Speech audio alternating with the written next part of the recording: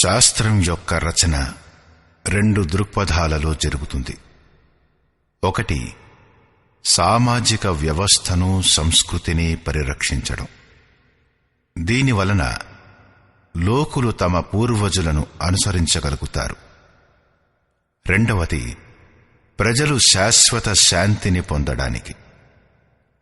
రామచరితమానసం, Bible, Quran మొదలగు వాటిలో రెండు దృక్పథాలను కలిపి రచించడమైనది. కాని భౌతిక దృష్టి ప్రధానమైన కారణంగా వ్యక్తులు సామాజికోపయోగకరమైన విధానాలనే గ్రహిస్తారు. ఆధ్యాత్మిక సూక్తులను కూడా వారు సామాజికమైన విధానాలుగానే చూస్తారు. ఇలాగే శాస్త్రంలో వ్రాయబడింది అంటారు. కాబట్టి వేదవ్యాసుడు రెండింటి కోసం ఒక గ్రంథం భారతం వ్రాస్తూ కూడా ఆధ్యాత్మిక క్రియల యొక్క సంకలనాన్ని గీతారూపంలో వేరు చేశాడు. దీనివలన లోకులు ఈ మూల కళ్యాణ పథంలో భ్రాంతిని జోడించలేరు. ఆధ్యాత్మిక విలువలతో కూడిన గీత యొక్క ఆ దివ్య సందేశం మీ ముందుంచబడింది.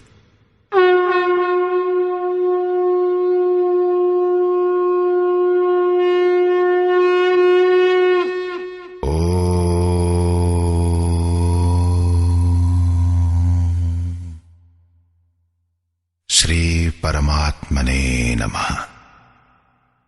యథార్థ గీత, శ్రీమద్భగవద్గీత, తృతీయ అధ్యాయం. రెండవ అధ్యాయంలో భగవంతుడైన శ్రీకృష్ణుడు ఇలా చెప్పాడు: ఈ విషయం నీకు జ్ఞానమార్గం సందర్భంలో చెప్పబడింది. ఏ విషయం? అదే యుద్ధం చెయ్యమని. గెలిచావా మహామహిమ స్థితిని పొందుతావు, లేదా ఓడిపోతే దైవత్వం ఉంది. గెలుపులో సర్వస్వం ఉంది, ఓటమిలో దైవత్వం ఉంది. ఏదో ఒకటి దొరుకుతుంది. ఈ విధంగా ఈ దృష్టితో చూస్తే లాభనష్టాలు రెండింటిలోనూ ఏదో ఒకటి దొరుకుతుంది. ఏమాత్రం కూడా నష్టం లేదు. మళ్లీ శ్రీకృష్ణుడు అన్నాడు: దీనినే నీవు నిష్కామ కర్మయోగం విషయంలో విను. ఈ బుద్ధితో యుక్తుడవైతే నీవు కర్మబంధం నుంచి చక్కగా ముక్తుడివి కాగలవు. తరువాత దాని విశిష్టతలను గూర్చి చెప్పాడు. ప్రతిఫలాన్ని ఆశించువాడివి కారాదు.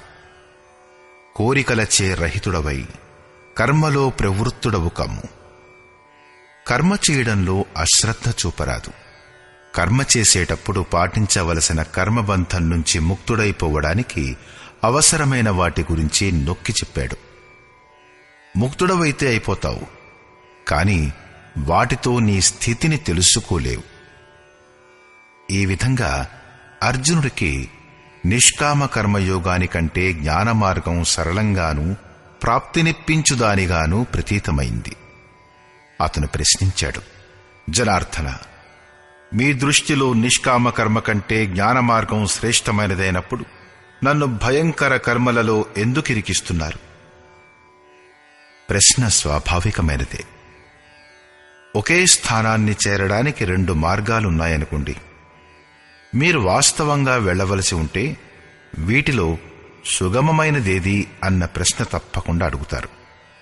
అలా అడగని పక్షంలో మీరు యాత్రికులు కారు. సరిగ్గా ఇదే ప్రకారంగా అర్జునుడు కూడా ప్రశ్నించాడు. అర్జున ఉవాచ: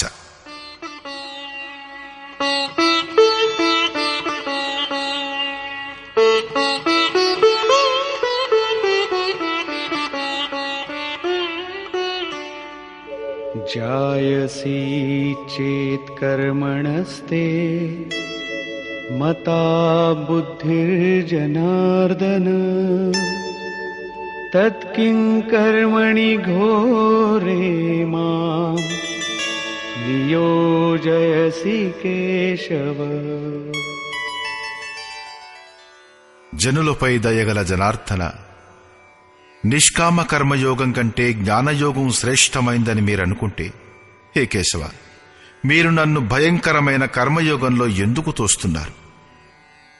నిష్కామ కర్మయోగంలో అర్జునుడికి భయంకరత్వం కనిపించింది.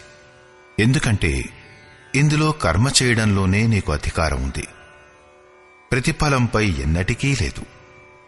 కర్మ చేయడంలో అశ్రద్ధ కూడా ఉండకూడదు. నిరంతర సమర్పణ భావంతో కూడి యోగంపై దృష్టి ఉంచుతూ కర్మ చేస్తూనే ఉండాలి. కాని జ్ఞాన మార్గంలో ఓడిపోతే దైవత్వం, గెలిస్తే మహామహిమ స్థితి ఉన్నాయి. తన లాభనష్టాలను స్వయంగా చూసుకుంటూ ముందుకు వెళ్ళాలి. ఈ ప్రకారంగా అర్జునుడికి నిష్కామ కర్మయోగానికంటే జ్ఞానయోగం సరళంగా కనిపించింది.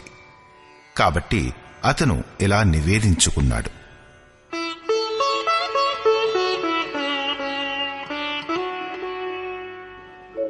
వ్యామిశ్రేణేవ వాక్యేన బుద్ధిం మోహయసీవ మే తదేకం వద నిశ్చిత్య యేన శ్రేయోహమాప్నుయామ్.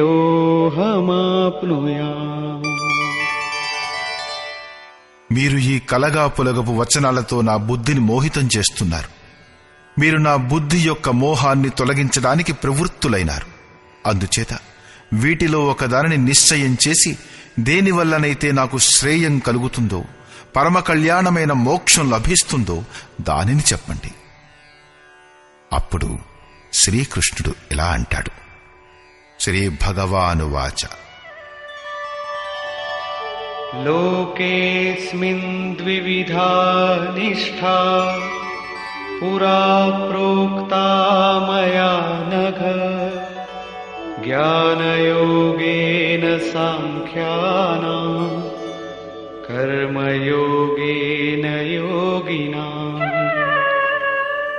నిష్పాపుడవైన అర్జున, ఈ ప్రపంచంలో సత్య శోధనకై 2 మార్గాలను గురించి ముందే చెప్పడమైనది. ముందే అంటే తాత్పర్యం ఎప్పుడో సత్యయుగంలోనో లేక త్రేతాయుగంలోనో కాదు, కాని దాని గురించి 2వ అధ్యాయంలో చెప్పబడింది. జ్ఞానుల కోసం జ్ఞాన మార్గం, యోగుల కోసం నిష్కామ కర్మ మార్గం అని చెప్పబడింది. 2 మార్గాలలోనూ కర్మ చెయ్యవలసిందే. కర్మ అనివార్యమైనది.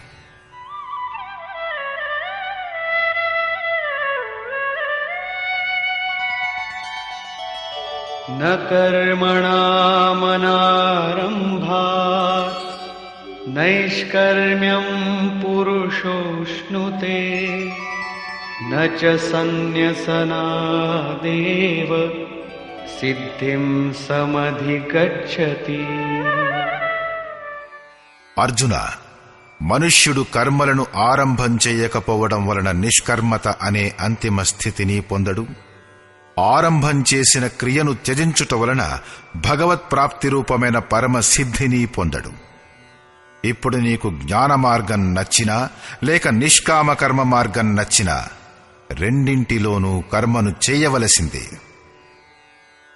సాధారణంగా ఈ స్థలంలో లోకులు భగవత్పదంలో సంక్షిప్త మార్గానికై లేక రక్షణకై వెతుకుతూ ఉంటారు. కర్మ ఆరంభం చెయ్యనేలేదు, అయిపోయినాడయ్యా నిష్కర్ముడు, ఇలాంటి భ్రాంతి ఉండకూడదు. కాబట్టి కర్మను ప్రారంభం చెయ్యకుండానే నిష్కర్మతా భావన లభించదని శ్రీకృష్ణుడు నొక్కి వక్కాణించాడు. శుభాశుభ కర్మలు ఎక్కడ అంతమవుతాయో ఆ నిష్కర్మతా స్థితిని కర్మ చేయడం వలనే పొందవచ్చును. ఇదే ప్రకారంగా చాలామంది అంటారు, మేం జ్ఞానమార్గపు పథికులం, జ్ఞానమార్గంలో కర్మ లేనే లేదు అని. అలా అనుకుని కర్మను వదిలిపెట్టేవారు జ్ఞానులు కారు. ఆరంభం చేసిన క్రియను త్యజించినంత మాత్రానే ఎవరూ భగవత్ సాక్షాత్కార రూపమైన పరమసిద్ధిని పొందరు. ఎందుకంటే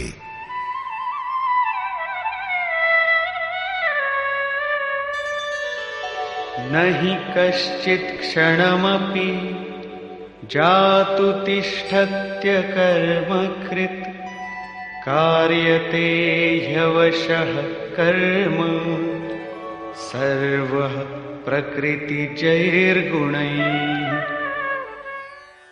ఏ పురుషుడైనా సరే ఏ కాలంలోనూ కూడా క్షణమాత్రం కూడా కర్మ చెయ్యకుండా ఉండలేడు. ఎందుకంటే పురుషులందరూ ప్రకృతి నుంచి ఉత్పన్నమైన గుణాల ద్వారా వివశులై కర్మ చేస్తారు. ప్రకృతి నుంచి ఉత్పన్నమైన గుణాలు జీవించి ఉన్నంత వరకు ఏ పురుషుడు కూడా కర్మ చెయ్యకుండా ఉండలేడు. 4వ అధ్యాయం 33వ 37వ శ్లోకాల్లో శ్రీకృష్ణుడు ఇలా అంటాడు: యావన్మాత్రమైన కర్మలు జ్ఞానంలో సమాప్తమైపోతాయి. జ్ఞానరూపమైన అగ్ని పూర్తిగా కర్మలను భస్మం చేస్తుంది. ఇక్కడ శ్రీకృష్ణుడు అంటాడు, కర్మ చెయ్యకుండా ఎవరూ ఉండరు. నిజానికి ఆ మహాపురుషుడు ఏం చెప్పాలనుకుంటున్నాడు? అతని ఆశయమేమిటంటే, యజ్ఞం చేస్తూ చేస్తూ 3 గుణాల నుండి అతీతమైపోయినప్పుడు మనస్సు యొక్క విలీనం మరియు పరమాత్ముని సాక్షాత్కారంతో పాటు యజ్ఞం యొక్క పరిణామం వెలువడుతున్నప్పుడు కర్మ నశించిపోతుంది. ఆ నిర్ధారిత క్రియ పూర్తిగాక ముందు కర్మ నశింపదు. ప్రకృతి నుండి ముక్తులము కాలేం.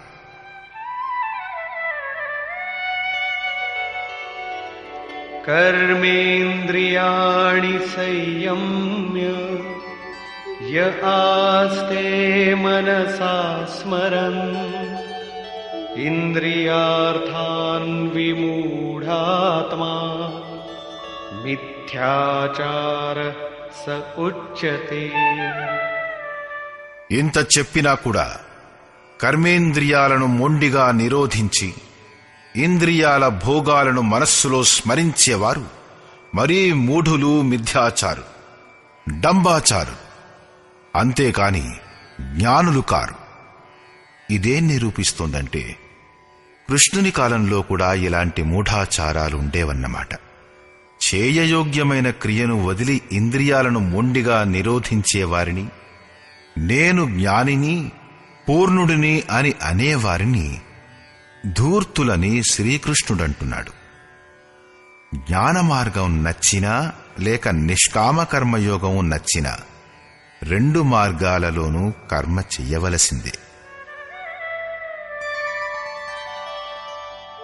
యస్త్వింద్రియాణి మనసా నియమ్యారభతేర్జున కర్మేంద్రియైః కర్మయోగం అసక్తః స విశిష్యతే. అర్జున, ఏ పురుషుడైతే మనస్సు ద్వారా ఇంద్రియాలను వశం చేసుకుని ఎప్పుడైతే మనస్సులో కూడా కోరికలను స్మరించడో, సర్వదా అనాసక్తుడై కర్మేంద్రియాలతో కర్మయోగాన్ని ఆచరిస్తాడో అతను శ్రేష్ఠుడు. కర్మ ఆచరించాలన్నది అర్థమైంది. కాని ఇప్పుడు మిగిలి ఉన్న ప్రశ్న, ఏ కర్మ చెయ్యాలి? శ్రీకృష్ణుడు ఇలా అంటాడు: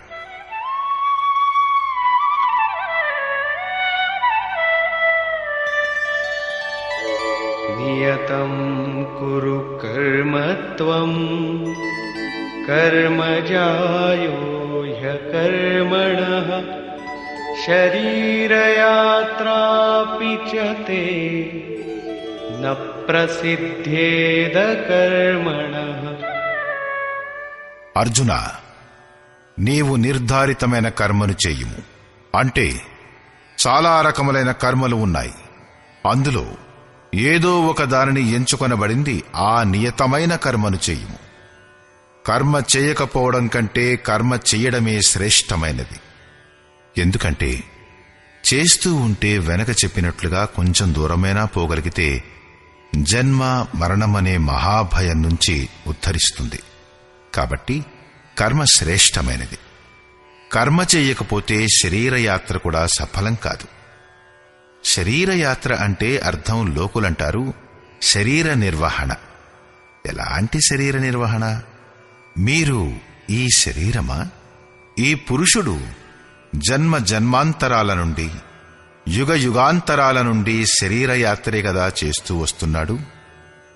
ఎలాగైతే వస్త్రం జీర్ణమైపోతే అప్పుడు రెండోది మూడోది ధరిస్తామో, అదేవిధంగా క్రిమి కీటకాదుల నుంచి మానవుల వరకు, బ్రహ్మ నుంచి యావన్మాత్రమైన జగత్తు అంతా పరివర్తనశీలమైనది.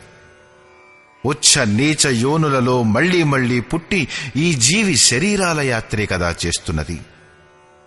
కర్మ ఎలాంటి వస్తువంటే అది ఈ యాత్రను సఫలీకృతం చేస్తుంది, పూర్తి చేయిస్తుంది. ఒకే ఒక్క జన్మ ఎత్తవలసి వచ్చిందనుకోండి, అప్పుడు యాత్ర జరుగుతూనే ఉన్నదన్నమాట.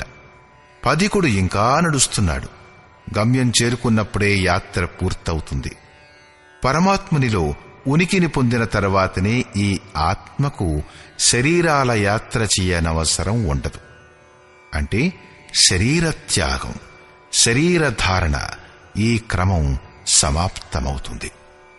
కర్మ ఎలాంటిదంటే దానిని ఆచరించడంతో ఆ పురుషునికి శరీరయాత్ర చెయ్యవలసి ఉండదు. మోక్ష్యసే అశుభాత్. అర్జున, ఈ కర్మ చేసి నీవు సంసార బంధమనే అశుభం నుంచి ముక్తుడవవుతావు. కర్మ సంసార బంధం నుంచి విముక్తిని ఇప్పిస్తుంది. ఇప్పుడు ఈ నిర్ధారితమైన కర్మ ఏమిటి అన్నది ప్రశ్న. శ్రీకృష్ణుడు ఇలా అంటాడు: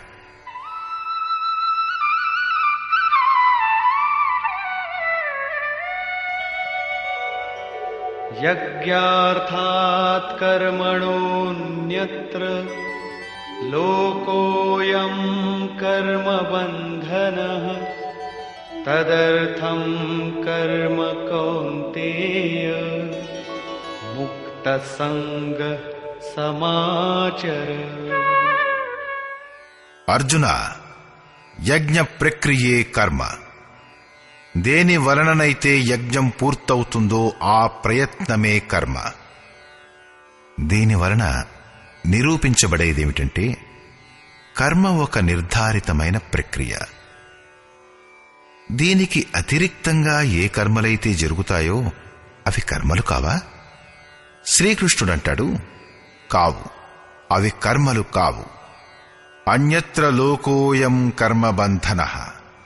ఈ యజ్ఞం యొక్క ప్రక్రియ కాకుండా ప్రపంచంలో జరుగునదేదైనా జగత్తు అంతయు దేనిలోనైతే రాత్రింబగళ్ళు వ్యస్తమై ఉంటుందో అది ఈ లోకం యొక్క ఒక బంధనమే గాని కర్మ కాదు. మోక్షసేయ శుభాత్. అశుభం అంటే ఈ సంసారపు బంధం నుంచి ముక్తిని ఇప్పించేది కర్మ. యజ్ఞం యొక్క ప్రక్రియ మాత్రమే కర్మ. దేని వలన అయితే యజ్ఞం పూర్తవుతోందో ఆ పని కర్మ. కాబట్టి అర్జున, ఆ యజ్ఞాన్ని పూర్తి చేయడానికి సంగదోషం విడిచిపెట్టు. బాగుగా కర్మను ఆచరించుము. సంగదోషం నుంచి విడివడకుండా కర్మ చేయడం జరుగదు. ఇప్పుడు మనం యజ్ఞం యొక్క ప్రక్రియే కర్మ అని అర్థం చేసుకున్నాం. కానీ ఇక్కడ మళ్లీ ఒక కొత్త ప్రశ్న పుడుతుంది. అదేమిటంటే, ఈ చెయ్యవలసిన యజ్ఞం ఏమిటి? దీనికోసం మొదట యజ్ఞం గురించి చెప్పకుండా శ్రీకృష్ణుడు ఈ యజ్ఞం ఎక్కడి నుంచి వచ్చింది, ఇదేమిస్తుంది అన్న విషయాలు చెప్పాడు. దాని విశిష్టతలను స్పష్టం చేశాడు. ఆ తర్వాత 4వ అధ్యాయంలో యజ్ఞం అంటే ఏమిటి మొదలైన విషయాలు స్పష్టం చేశాడు. యోగేశ్వరుడైన శ్రీకృష్ణుని శైలి వలన ఏం స్పష్టమవుతుందంటే, ఏదైనా వస్తువు యొక్క చిత్రణ చెయ్యాలంటే అతను మొదట దాని విశిష్టతలను చిత్రీకరిస్తాడు. దాని వలన శ్రద్ధ జాగృతమవుతుంది. ఆ తరువాత అతను దానిలో పాటించవలసిన జాగ్రత్తలను స్పష్టం చేస్తాడు. చివరికి ముఖ్య సిద్ధాంతాన్ని ప్రతిపాదిస్తాడు. జ్ఞాపకం ఉంచుకోవలసిందేమిటంటే, ఇక్కడ శ్రీకృష్ణుడు కర్మ యొక్క రెండో పక్షం గూర్చి చెబుతూ కర్మ ఒక నిర్ధారిత క్రియ అనంటాడు. ఏదంటే అది చేయడం కర్మ కాదు. 2వ అధ్యాయంలో మొదటిసారిగా కర్మ శబ్దాన్ని ఉపయోగించాడు. దాని విశిష్టతలను, దానిలో పాటించవలసిన జాగ్రత్తలను గూర్చి చెప్పాడు. కాని కర్మ ఏమిటన్నది చెప్పలేదు. ఇక్కడ 3వ అధ్యాయంలో ఎవరూ కర్మ చెయ్యకుండా ఉండలేరు అని అంటాడు. ప్రకృతి చేతిలో పరాధీనుడై మనుష్యుడు కర్మ చేస్తాడు. ఏ మనుష్యులైతే మొండిగా ఇంద్రియాల్ని నిరోధించి మనస్సులో విషయాల్ని గురించి ఆలోచిస్తారో వారు ఆడంబరపూర్ణులు, ఆడంబరం కోసం ఆచరణ చేసేవారు. కాబట్టి అర్జున, మనస్సు ద్వారా ఇంద్రియాలను నియంత్రిస్తూ నీవు కర్మ చెయ్యము. కాని ప్రశ్నగానే ఉండిపోయింది. ఏ కర్మ చెయ్యాలి? దీనిని గురించి యోగేశ్వరుడైన శ్రీకృష్ణుడు ఇలా అన్నాడు: అర్జున, నీవు నిర్ధారితమైన కర్మనే ఆచరించుము. ఇప్పుడు ఉదయించే ప్రశ్న, మనం చేయవలసిన నిర్ధారితమైన కర్మ ఏమిటి అనేది. అప్పుడు అతను ఇలా చెప్తాడు: యజ్ఞానికి కార్యరూపం ఇవ్వడమే కర్మ. ఇప్పుడు యజ్ఞం అంటే ఏమిటి అన్న ప్రశ్న పుడుతుంది. ఇక్కడ యజ్ఞం యొక్క ఉత్పత్తి విశిష్టతలను గురించి చెప్పి ఊరుకుందాం. ముందు 4వ అధ్యాయంలో యజ్ఞం యొక్క రూపం కనిపిస్తుంది. దానిని ఆచరించడమే కర్మ. కర్మకు ఇచ్చిన నిర్వచనం గీతను అర్థం చేసుకోవడానికి అవసరమయ్యే సాధనం. యజ్ఞం కాకుండా ప్రపంచంలో లోకులు ఏదో ఒకటి చేస్తూనే ఉంటారు. కొందరు పొలం పని చేస్తే మరికొందరు వ్యాపారం, కొందరు పదవిలో ఆసీనులవుతే మరికొందరు శ్రమజీవులు, కొందరు సమాజ సేవయే కర్మ అంటే మరికొందరు దేశ సేవయే అంటారు. ఈ కర్మలలోనే లోకులు సకామానికి నిష్కామానికి భూమికలు కూడా తయారు చేశారు. కాని శ్రీకృష్ణుడనేదేమిటంటే అవి కర్మలు కావు. అన్యత్ర లోకోయం కర్మబంధనః. యజ్ఞం యొక్క ప్రక్రియ కాకుండా వేరే ఏదైనా కర్మ చెయ్యబడితే అది ఈ లోకపు బంధనకారి అవుతుంది. అది కర్మే కాని మోక్షమిప్పించే కర్మ కాదు. వాస్తవానికి యజ్ఞం యొక్క ప్రక్రియే కర్మ. ఇప్పుడు యజ్ఞం గురించి చెప్పకుండా మొదట యజ్ఞం వచ్చింది ఎక్కడి నుంచి అనేది చెప్తాడు.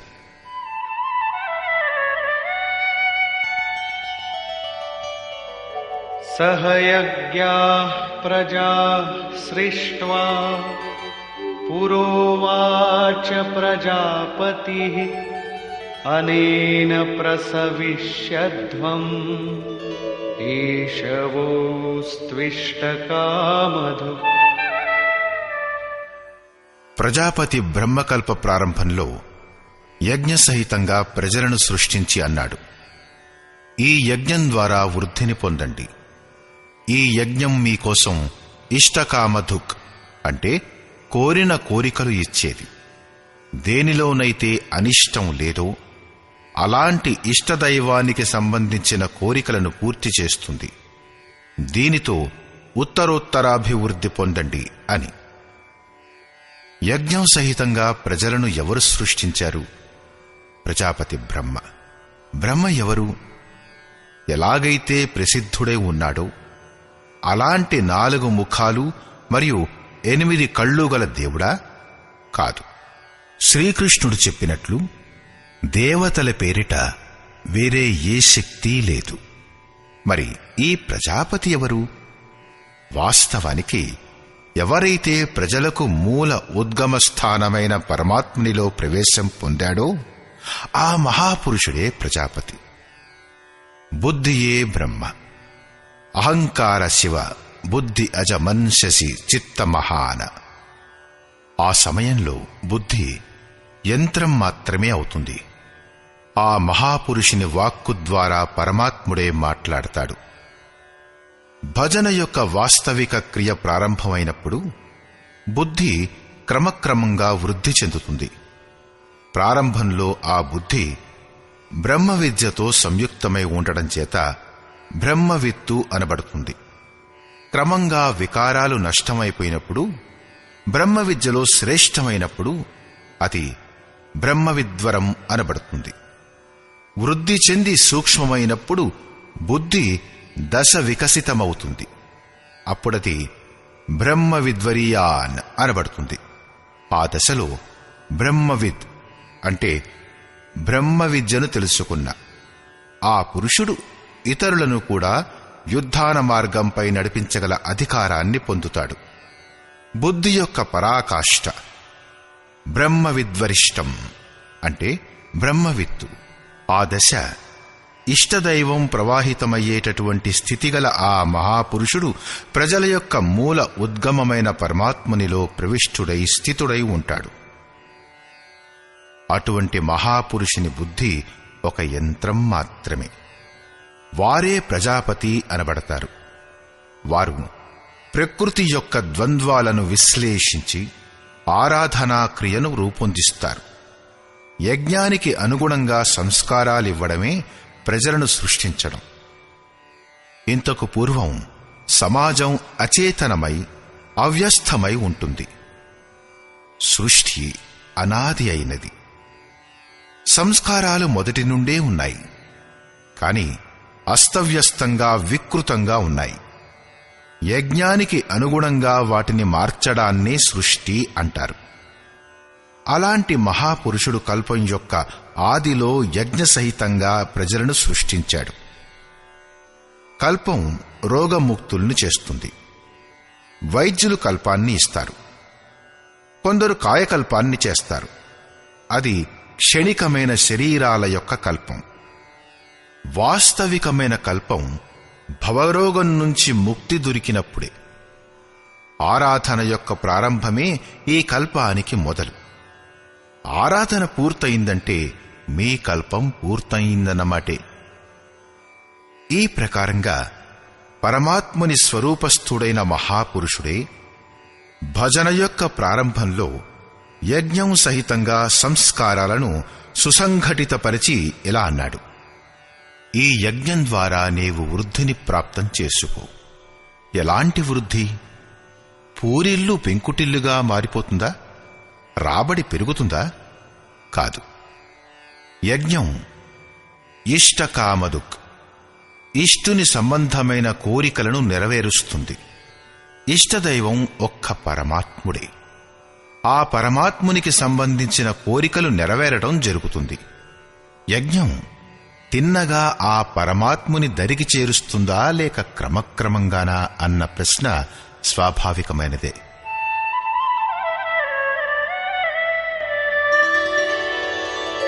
దేవాన్ భావయతానేన తే దేవా భావయంతు వః పరస్పరం భావయంతః శ్రేయః పరమవాప్స్యథ. ఈ యజ్ఞం ద్వారా దేవతలను వృద్ధి చేయుము అంటే దైవీ సంపదను వృద్ధిపరచుము. ఆ దేవతలు మిమ్ములను ఉన్నతం చేస్తారు. ఈ ప్రకారంగా పరస్పరం వృద్ధి చేసుకుంటూ ఆ పరమశ్రేయం దేని తరువాత ఇంకేదీ పొందవలసింది మిగిలి ఉండదో అటువంటి పరమ కళ్యాణాన్ని పొందుము. ఎలా ఎలా మనం యజ్ఞంలో ప్రవేశం పొందుతామో అలా అలా హృదయదేశంలో దైవీ సంపద ఆర్జితమవుతూ ఉంటుంది. పరమదేవుడు ఏకమాత్ర పరమాత్ముడే. ఆ పరమదేవునిలో ప్రవేశం ఇప్పించే సంపదను, అంతఃకరణంలోని సజాతీయ ప్రవృత్తులను దైవీ సంపద అంటారు. అది పరమదేవుణ్ణి సాధ్యపరుస్తుంది కాబట్టి దైవీ సంపద అనబడుతుంది. కాని ప్రజలు కల్పించుకున్న బయటి దేవతలు రాళ్ళు, నీళ్లు మొదలైనవి కావు. యోగేశ్వరుడైన శ్రీకృష్ణుని మాటలలో వాటికి ఎలాంటి అస్తిత్వమూ లేదు. ఇంకా ఇలా అంటాడు: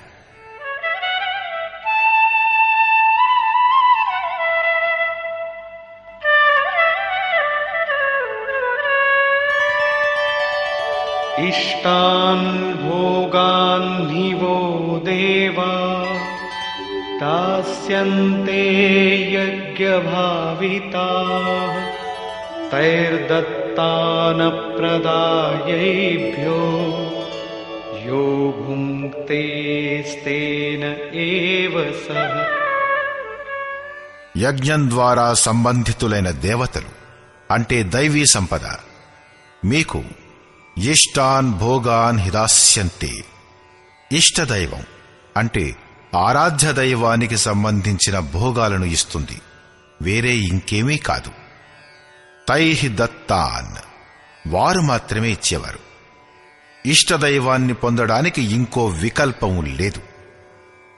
ఈ దైవీ గుణాల్ని పెంపొందించుకోకుండా ఎవడైతే ఈ స్థితిని అనుభవిస్తాడో అతను నిశ్చయంగా దొంగయే. అతను సంపాదించనే లేదు, అనుభవించేదేమిటి? కాని తప్పకుండా అతడంటాడు గదా, నేను పరిపూర్ణుణ్ణి, తత్వదర్శకుణ్ణి అని. ఇలాంటి గొప్పలు చెప్పుకునేవారు ఈ పదంలో ముఖం చాటు చేసుకునేవారే. వారు నిశ్చయంగా దొంగలే కాని ప్రాప్తి పొందినవారు కారు. కాని ప్రాప్తి పొందినవారు ఏం పొందుతారు? యజ్ఞశిష్టాశినః సంతో ముచ్యంతే సర్వకిల్బిషైః భుంజతే తే త్వఘం పాపా ఏ పచంత్యాత్మకారణాత్.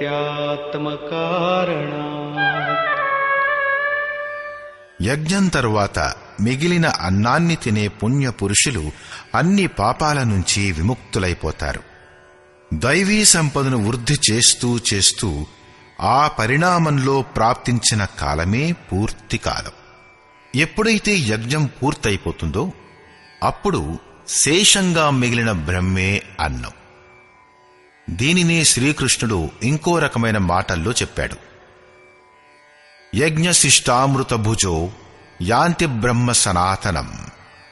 యజ్ఞం దేనినైతే సృష్టిస్తుందో ఆ అమృతాన్ని త్రాగేవారు బ్రహ్మలో ప్రవిష్టులైపోతారు. ఇక్కడ అతనిలా అంటాడు, యజ్ఞం తరువాత శేషంగా మిగిలే అమృతాన్ని అంటే బ్రహ్మపీయూషాన్ని త్రాగేవారు అన్ని పాపాల నుంచి విముక్తులైపోతారు. సాధుజనులైతే ముక్తులైపోతారు. కాని పాపులు మోహం ద్వారా ఉత్పన్నమైన శరీరాల కోసం దానిని జీర్ణం చేసుకుంటారు. వారు పాపాన్ని తింటారు. వారు భజన కూడా చేస్తారు. ఆరాధన అంటే తెలుసుకున్నారు. అందులో అగ్రేసరులు కూడా అయ్యారు. కాని బదులుగా ఆత్మ కారణాత్, శరీరం కోసం మరియు శరీరానికి సంబంధించి ఏదైనా దొరకాలని ఒక తీయని కోరిక పుడుతుంది. వారికి దొరకడమైతే దొరుకుతుంది. కాని దాన్ని అనుభవించిన తర్వాత తాము అక్కడే ఉండడం గుర్తిస్తారు. ఇంతకన్నా పెద్ద నష్టం ఏముంటుంది? ఈ శరీరమే నశ్వరమైనప్పుడు దాని సుఖభోగాలు ఎంతవరకు తోడుంటాయి? వారు ఆరాధననైతే చేస్తారు, కాని బదులుగా పాపాన్నే తింటారు. పలటి సుధాతే సట్ విషలేయి. ఆ మూర్ఖులు అమృతానికి బదులుగా విషం తీసుకుంటారు. వారు నష్టం కారు, కాని ముందడుగు వేయలేరు. కాబట్టే శ్రీకృష్ణుడు నిష్కామ భావనతో కర్మ చేయడాన్ని సమర్థించాడు. ఇప్పటిదాకా శ్రీకృష్ణుడు చెప్పిందేమిటంటే, యజ్ఞం పరమశ్రేయాన్నిస్తుంది. దాని సృష్టి మహాపురుషుల ద్వారా జరుగుతుంది. కాని ఆ మహాపురుషులు ప్రజల్ని సృష్టించడంలో ఎందుకు ప్రవృత్తమవుతారు? దీనిని గురించంటాడు,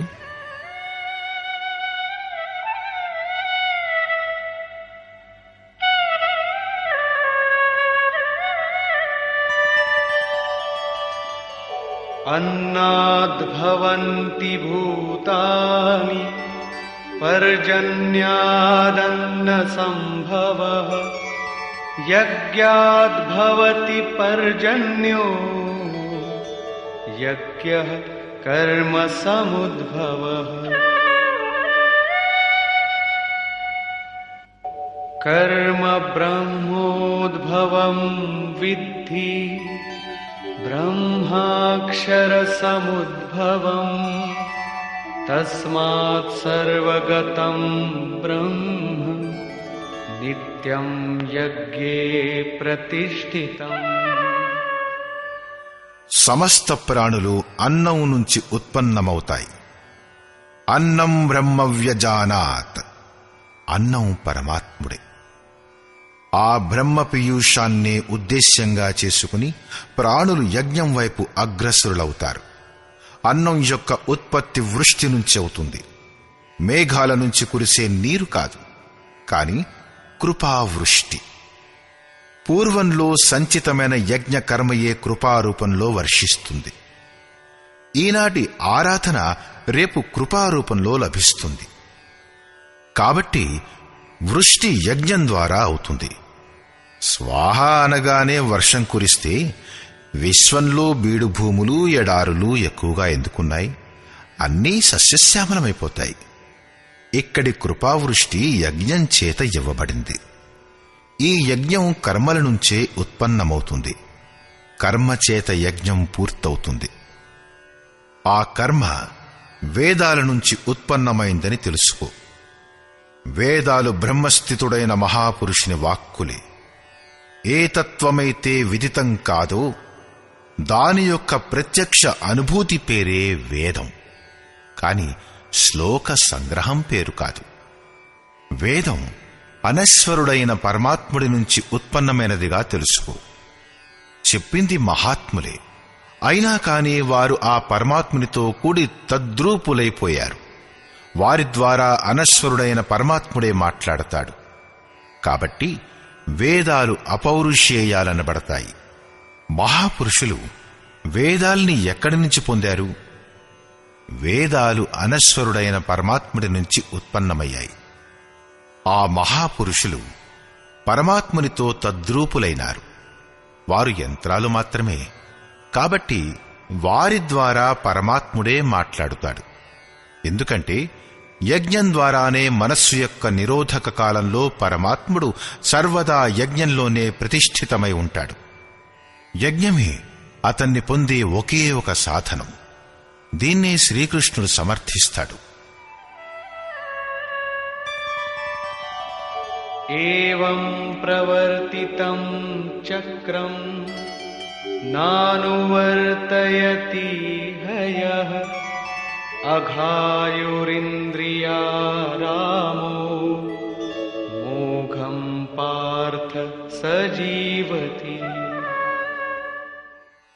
హే పార్థ, ఏ పురుషుడైతే ఈ లోకంలో మనుష్య శరీరాన్ని పొంది ఈ ప్రకారంగా నడిపించే సాధన చక్రానికి అనుగుణంగా ప్రవర్తించడో, అంటే దైవీ సంపద యొక్క ఉత్కర్ష, దేవతల యొక్క వృద్ధి మరియు పరస్పర వృద్ధి ద్వారా అక్షరధాముణ్ణి ఉపాసించడం, అలా ఈ క్రమానికి అనుగుణంగా ప్రవర్తించడో, ఇంద్రియాలకు విశ్రామం కోరేవాడైన ఆ పాపాత్ముడైన పురుషుడు వ్యర్థంగా జీవిస్తాడు.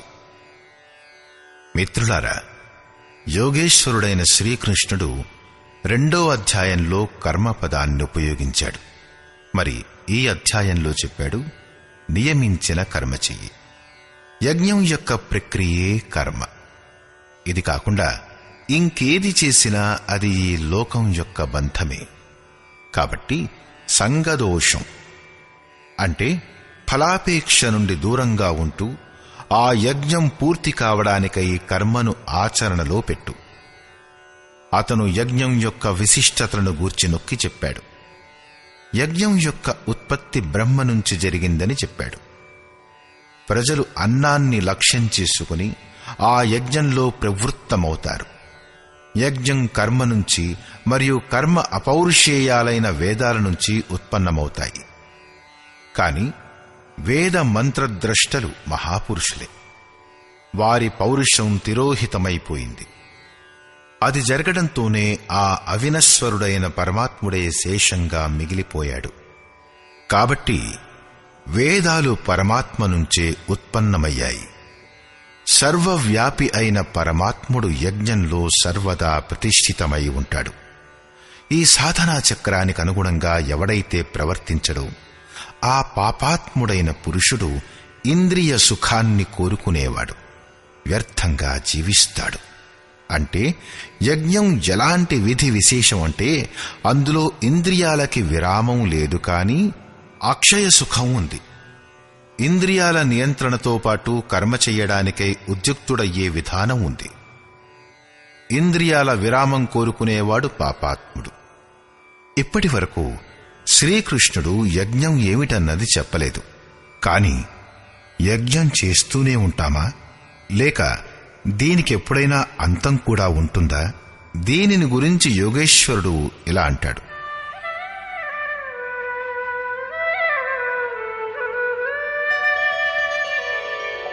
यस्त्वात्मरतिरेव स्यात् आत्मतृप्तश्च मानवः आत्मन्येव च सन्तुष्टः तस्य कार्यं न विद्यते। కాని ఏ పురుషుడైతే ఆత్మలోనే రతుడై ఆత్మతృప్తుడై ఆత్మలోనే సంతుష్టుడై ఉంటాడో అతనికి ఇంకే కర్తవ్యం మిగిలి ఉండదు. ఇదే లక్ష్యం కదా. ఎప్పుడైతే అవ్యక్తమైన సనాతనమైన అనస్వరమైన ఆత్మతత్వం ప్రాప్తమవుతుందో ఇంకా దేన్ని గురించి వెతకాలి? అలాంటి పురుషునికి కర్మ యొక్క ఆవశ్యకత లేదు, ఆరాధన యొక్క అవసరమూ లేదు. ఆత్మ మరియు పరమాత్మ ఒకదానికొకటి పర్యాయాలు. దీనినే మళ్లీ వివరిస్తాడు. నైవ తస్య కృతేనార్థో నా కృతేనేహ కశ్చన న చాస్య సర్వభూతేషు కశ్చిదర్థవ్యపాశ్రయః. ఈ ప్రపంచంలో అలాంటి పురుషుడు కర్మ చేయుట వలన లాభం లేదు, చేయకపోవటం వలన నష్టం లేదు. అతనికి సర్వ ప్రాణులతో ఏ విధమైన స్వార్థ సంబంధం ఉండదు. ఆత్మయే శాశ్వతం, సనాతనం, అవ్యక్తం, అపరివర్తనశీలం, అక్షయం.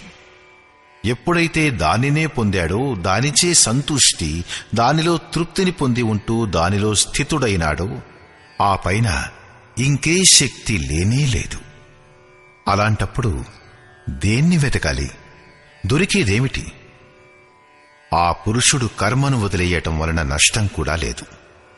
ఎందుకంటే వికారాలు దేనిపై అంకితమవుతాయో ఆ చిత్తమే అతని వద్ద లేదు. అతనికి సంపూర్ణ భూతాలలో బాహ్య జగత్తు మరియు అంతర్సంకల్పాల పోరులో లేశమాత్రం కూడా సంబంధం ఉండదు. అన్నింటికన్నా పెద్ద అర్థం పరమాత్ముడు. అతనే దొరికినప్పుడు మిగిలిన వాటితో అతనికేం ప్రయోజనం? తస్మాదసక్తః సతతం కార్యం కర్మ సమాచర అసక్తో హ్యాచరన్ కర్మ పరమాప్నోతి పురుషః.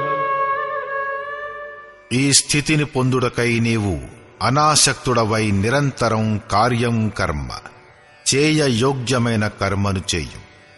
ఎందుకంటే అనాసక్త పురుషుడు కర్మ యొక్క ఆచరణ ద్వారా పరమాత్ముణ్ణి చేరుకుంటాడు.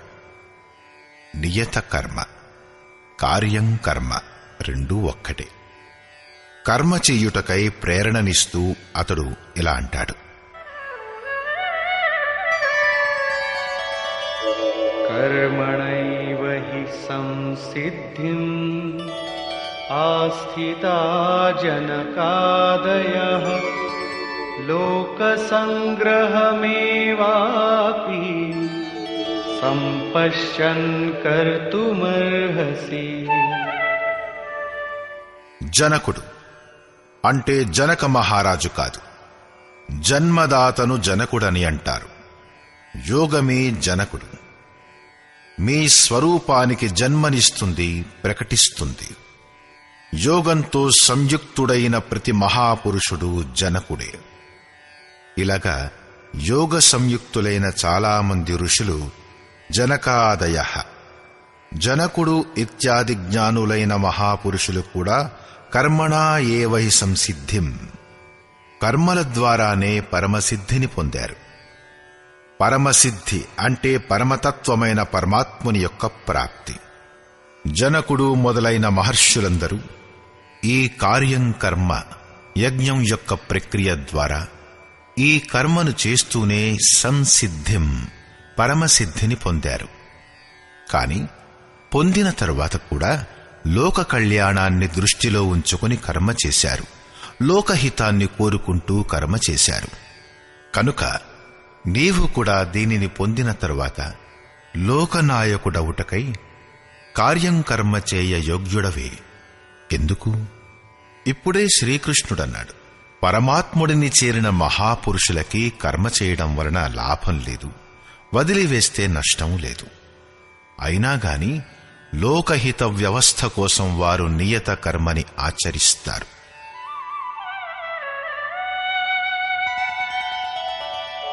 యద్యదాచరతి శ్రేష్ఠః తత్తదేవేతరో జనః స యత్ప్రమాణం కురుతే లోకస్తదనువర్తతే. శ్రేష్ఠులైన పురుషులు ఎలా ఆచరణ చేస్తారో అన్యజనులు కూడా అతనిని అనుసరించే చేస్తారు. ఆ మహాపురుషుడు దేనిని ప్రమాణముగా చేస్తాడో ప్రపంచం దాన్ని అనుసరిస్తుంది. మొదట శ్రీకృష్ణుడు స్వరూపంలో స్థితులైన ఆత్మతృప్తులైన మహాపురుషులు ఉండే పద్ధతిని గూర్చి నొక్కి చెప్పి, వారికి కర్మ చేయడం వలన లాభం లేదు, వదిలివేయడం వలన హాని లేదు, అయినా కాని జనకాదులు కర్మలో వ్యవహరిస్తారు అంటూ ఆ మహాపురుషులతో మెల్లగా తనను సమానం చేసుకుంటాడు. నేను కూడా ఒక మహాపురుషుణ్ణే అని.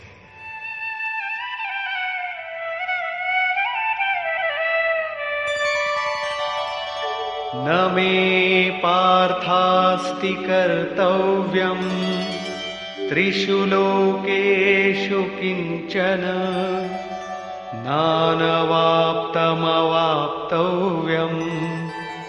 వర్త ఏవ చ కర్మణి. హే పార్థ, నాకు 3 లోకాలలోనూ ఎలాంటి కర్తవ్యం లేదు. ఇంతకు ముందన్నాడు, ఆ మహాపురుషునికి సమస్త భూతాల పట్ల ఎలాంటి కర్తవ్యమూ లేదు.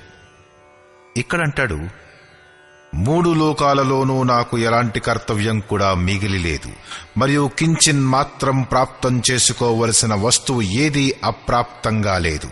అయినా కూడా నేను కర్మలోనే చక్కగా వ్యవహరిస్తున్నాను. ఎందుకని? యదిహం న వర్తేయం జాతు కర్మణ్యతంద్రితః మమ వర్త్మానువర్తంతే మనుష్యాః పార్థ సర్వశః. ఎందుకంటే నేను గనుక సావధానుడనై సరిగా కర్మలో వ్యవహరించకపోతే మనుష్యులు నా ఆచరణకి అనురూపముగా వ్యవహరించడం మొదలు పెడతారు. అంటే మిమ్మల్ని అనుకరించడం తప్ప? శ్రీకృష్ణుడంటాడు, తప్పే. ఉత్సీదేయురిమే లోకా న కుర్యాం కర్మ చేదహం సంకరస్య చ కర్తా స్యాం ఉపహన్యామిమాః ప్రజాః. నేను గనుక సావధానుడనై కర్మ చెయ్యకపోతే ఈ లోకాలన్నీ భ్రష్టములైపోతాయి, మరియు సంకరస్య వర్ణ సంకరాన్ని కలిగించిన వాడినవుతాను, ప్రజలందరినీ చంపిన వాడినవుతాను. స్వరూపంలో స్థితుడైన మహాపురుషుడు జాగ్రత్త వహించి ఆరాధనా క్రమంలో పాల్గొనకపోతే ఈ సమాజం అతణ్ణి అనుకరించి భ్రష్టమైపోతుంది. మహాపురుషుడు ఆరాధనను పూర్తి చేసి పరమ నైష్కర్మ్య స్థితిని పొందాడు. అతను కర్మ చేయకపోతే అతనికెలాంటి హాని లేదు. కాని సమాజం ఇంకా ఆరాధనని ఆరంభం చెయ్యనేలేదు. తన వెనుకనున్న వారికి మార్గదర్శనం చెయ్యడానికి మహాపురుషుడు కర్మ చేస్తాడు. నేను కూడా చేస్తాను. అంటే శ్రీకృష్ణుడు ఒక మహాపురుషుడు. అంతేకాని వైకుంఠం నుంచి వచ్చిన ఎవరో విశిష్ట భగవంతుడు కాడు. అతనేమన్నాడంటే, మహాపురుషుడు లోకహితానికై కర్మ చేస్తాడు, నేను కూడా చేస్తాను. నేను గనక చెయ్యకపోతే లోకులు పతనమైపోతారు, అందరూ కర్మను వదిలి కూర్చుంటారు. మనస్సు అతి చంచలమైనది, అదన్నే కోరుకుంటుంది. కేవలం భజన చేయడాన్నే కోరుకోదు. స్వరూపస్థుడైన మహాపురుషుడు గనక కర్మ చేయకపోతే అతణ్ణి అనుసరిస్తున్న వారు కూడా కర్మను వదిలేస్తారు. వారికి ఒక నెపమంటూ దొరుకుతుంది. ఇతను భజన చెయ్యడు, తాంబూలం తింటాడు, సెంటు పూసుకుంటాడు, ఏవేవో మామూలుగా మాటలు మాట్లాడతాడు, అయినా సరే మహాపురుషుడనబడతాడు. ఇలా ఆలోచించి వారు కూడా ఆరాధనని వదిలి పతితులైపోతారు. శ్రీకృష్ణుడంటాడు, నేను గనక కర్మ చెయ్యకపోతే అందరూ భ్రష్టులైపోతారు, అలా నేను వర్ణసంకరానికి కర్తనవుతాను అని. స్త్రీలు దూషితులవ్వడం చేత వర్ణసంకరం జరగడం చూడవచ్చు, వినవచ్చు. అర్జునుడు కూడా ఇదే భయంతో వికలుడైనాడు. స్త్రీలు దూషితులవుతారు, అప్పుడు వర్ణసంకరం జరుగుతుంది.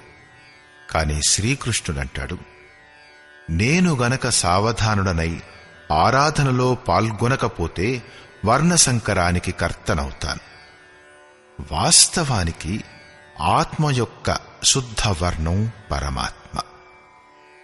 తమ శాశ్వతమైన స్వరూపం యొక్క దారి నుంచి తప్పిపోవడమే వర్ణసంకరం. స్వరూపస్థుడైన మహాపురుషుడు గనక క్రియను చెయ్యకపోతే లోకులు అతణ్ణి అనుకరించి క్రియారహితులైపోతారు. ఆత్మబద్ధం నుంచి తప్పిపోతారు, వర్ణసంకరులైపోతారు. వారు ప్రకృతిలో చిక్కుపడిపోతారు. స్త్రీల సతీత్వం మరియు పసుపు యొక్క శుద్ధత ఒక సామాజిక వ్యవస్థ. అధికారాలకు సంబంధించిన ప్రశ్న.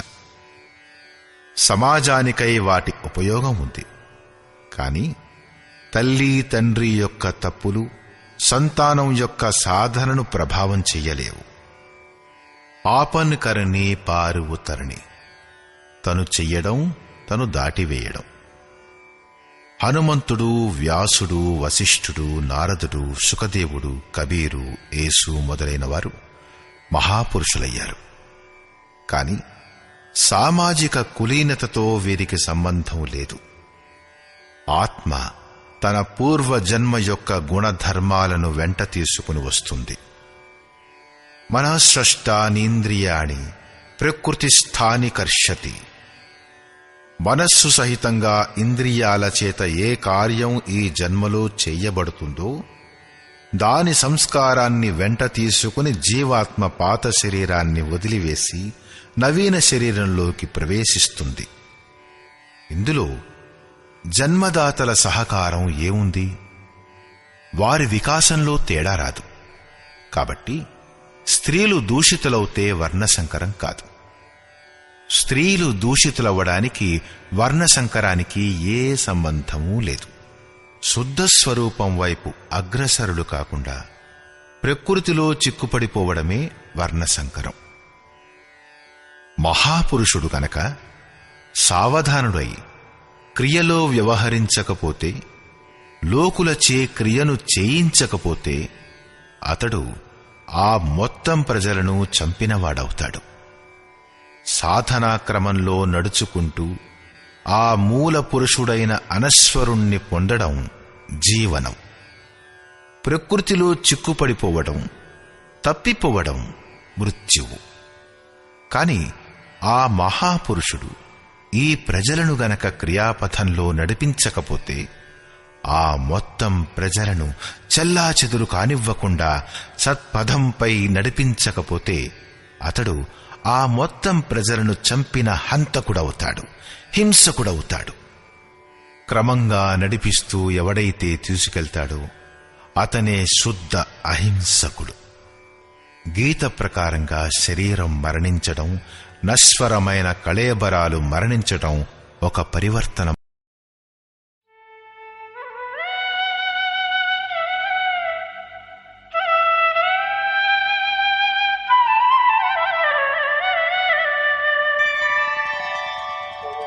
सक्ताः कर्मण्य विद्वांसो यथा कुर्वन्ति भारत कुर्याद् विद्वांस्तथा सक्तः चिकीर्षुर्लोकसंग्रहम्.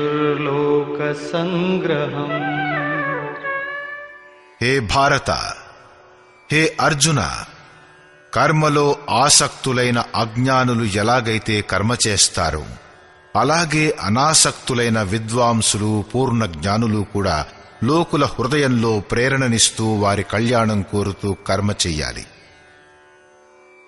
యజ్ఞం యొక్క విధి తెలుసుండి యజ్ఞం చేస్తూ కూడా మనం అజ్ఞానులం. జ్ఞానం అంటే అర్థం ప్రత్యక్షంగా తెలుసుకోవడం. ఎప్పటి వరకైతే మనం ఆరాధ్య దైవానికి వేరుగా ఉంటామో అప్పటి వరకు అజ్ఞానం ఆవరించుకుని ఉంటుంది. ఎప్పటి వరకు అజ్ఞానం ఉంటుందో అప్పటి వరకు కర్మలో ఆసక్తి ఉంటుంది. అజ్ఞానుడు ఎంత ఆసక్తితో ఆరాధన చేస్తాడో అనాసక్తుడు కూడా అంతే. ఎవరికైతే కర్మల వలన ప్రయోజనం లేదో వారికి ఆసక్తి ఎందుకుంటుంది? అలాంటి పూర్ణ జ్ఞానం గల మహాపురుషుడు కూడా లోకహితానికై కర్మ చెయ్యాలి. దైవీ సంపదలను వృద్ధి చెయ్యాలి. దానివలన సమాజం ఆ మార్గంపై నడుస్తుంది.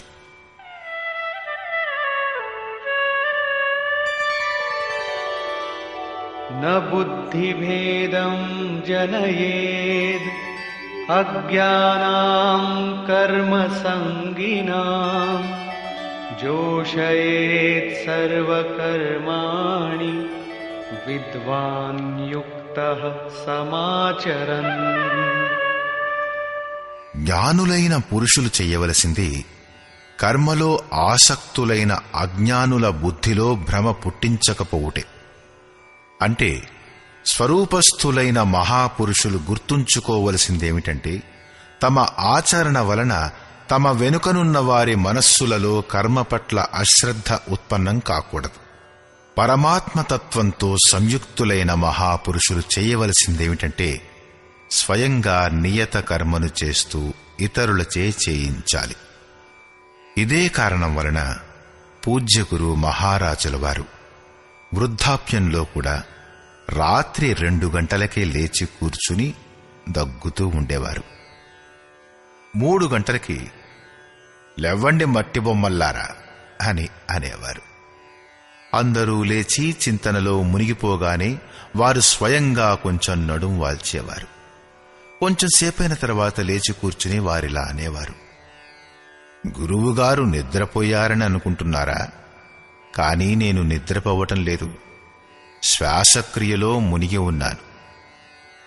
వృద్ధావస్థలో ఉన్న శరీరం కదా, కూర్చోవడం కష్టమవుతున్నది, అందుకనే నేను నడుం వాలుస్తాను. కాని మీరు స్థిరంగా తిన్నగా కూర్చుని చింతన చెయ్యాలి. ఎప్పటి వరకు నూనె ధారవలే శ్వాసక్రియ దారంలా పనిచేయదో, క్రమం తెగకుండా ఉండదో, అన్య సంకల్పాలు మధ్యలో వ్యవధానాన్ని ఉత్పన్నం చెయ్యలేవో అప్పటి వరకు నిరంతరం సాధన చేయడం సాధకుని కర్తవ్యం. నా శ్వాస మాత్రం వెదురు కర్రలాగా స్థిరంగా నిలబడి ఉంది. ఇదే కారణంగా తమ శిష్యులచే కర్మ చేయించడానికై ఆ మహాపురుషుడు కర్మ చేస్తూ ఉండేవాడు. జిస్ గుణ్ కో సిఖావై ఉసే కరికే దిఖావై. ఏది నేర్పిస్తావో దాన్ని చేసి చూపించు. ఈ ప్రకారంగా స్వరూపస్థుడైన మహాపురుషుడు చేయవలసిందేమిటంటే స్వయంగా తను కర్మ చేస్తూ సాధకుల చేత కూడా ఆరాధన చేయించాలి.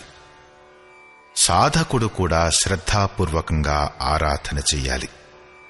కాని సాధకుడు కర్మయోగి అయినా జ్ఞానయోగి అయినా అతనిలో సాధనను గురించి అహంభావం రాకూడదు.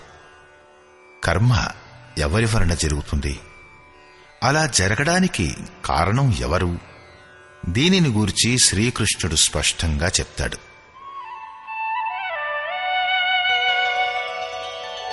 ప్రకృతే క్రియమాణాని గుణైః కర్మాణి సర్వశః అహంకార విమూఢాత్మా కర్తాహమితి మన్యతే.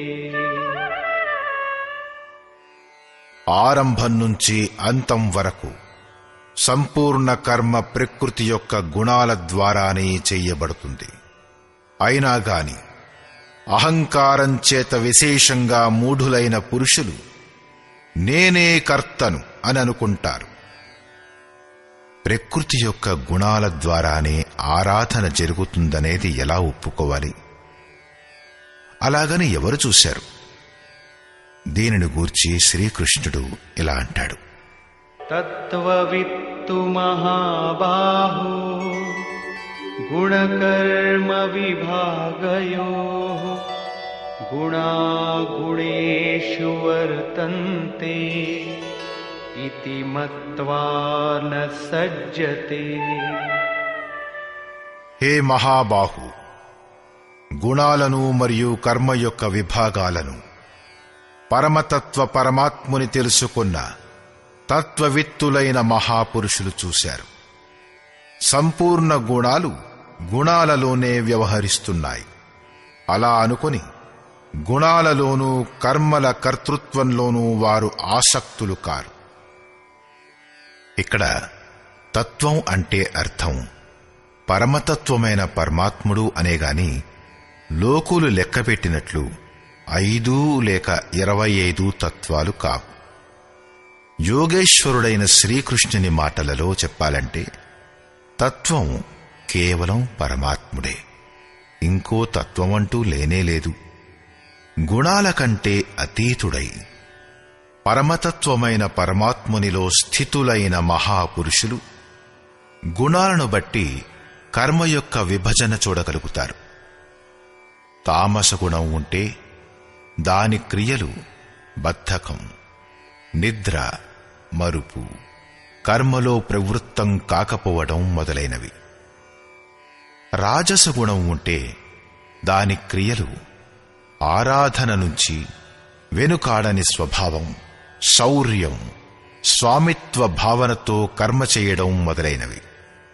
సాత్విక గుణం కార్యరథమైనప్పుడు ధ్యానం, సమాధి, అనుభవాల ఉపలబ్ధి, ధారావాహిక చింతన, సారళ్యం మొదలైనవి స్వభావంలో ఉంటాయి.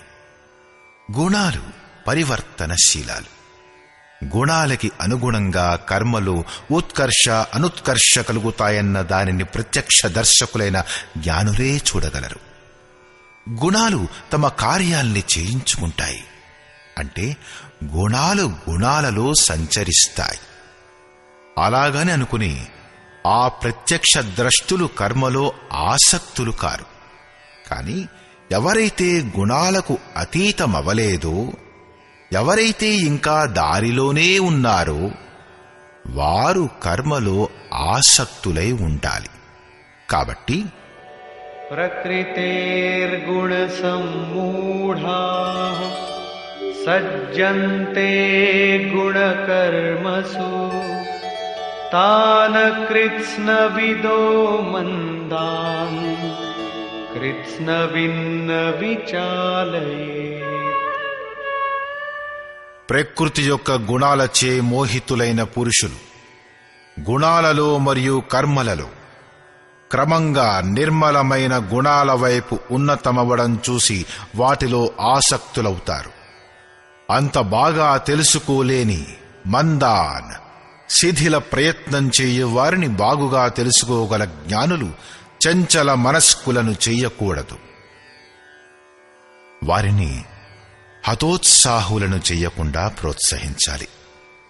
ఎందుకంటే కర్మ చెయ్యుట ద్వారానే పరమ నైష్కర్మ్య స్థితిని పొందాలి.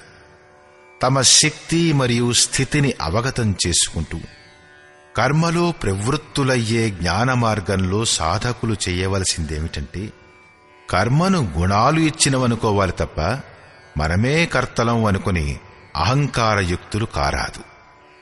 నిర్మల గుణాల్ని పొందినా కూడా వాటిలో ఆసక్తులు కారాదు. కాని నిష్కామ కర్మయోగికి కర్మలోనూ గుణాల విశ్లేషణలోనూ సమయం ఇవ్వవలసిన అవసరం లేదు. అతను సమర్పణ భావంతో కర్మను చేస్తూనే ఉండాలి. ఏ గుణం వస్తూ పోతూ ఉందన్నది చూడటం ఇష్టదైవం యొక్క బాధ్యత. గుణాలలో పరివర్తన మరియు క్రమక్రమంగా వృద్ధి చెందటం ఇష్టదైవం ఇచ్చేవిగా అతను అనుకుంటాడు. కర్మ జరగడం కూడా ఆ ఇష్టదైవం ప్రసాదించినది అనుకుంటాడు. కాబట్టి నేనే చేస్తున్నాననే అహంకారం కాని లేక గుణాలలో ఆసక్తి చూపించవలసిన సమస్య గాని అతనికి ఉండదు. అయినా సరే నిరంతరం కర్మ చేస్తూనే ఉంటాడు. దీన్ని గురించి, యుద్ధం యొక్క స్వరూపాన్ని గురించి చెబుతూ శ్రీకృష్ణుడు ఇలా అంటాడు: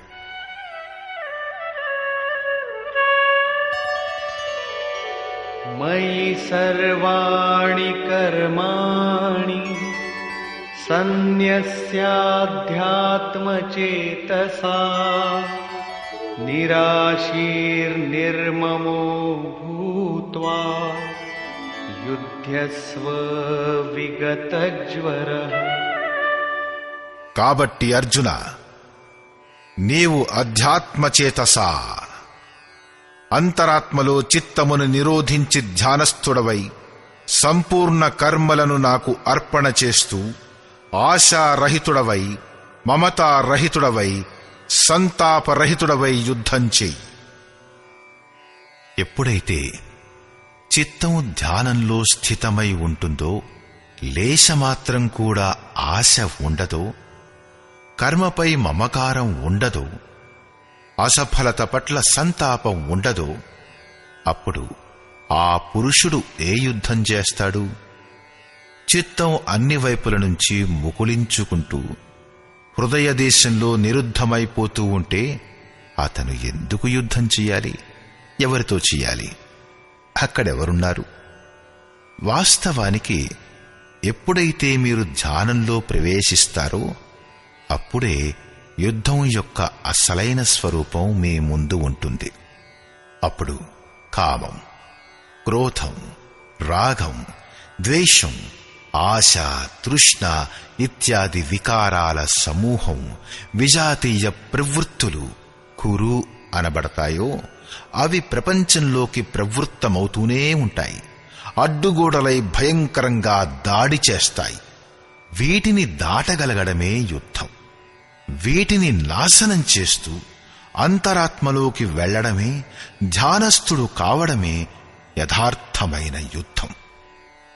దీనిని గూర్చి తిరిగి అంటాడు: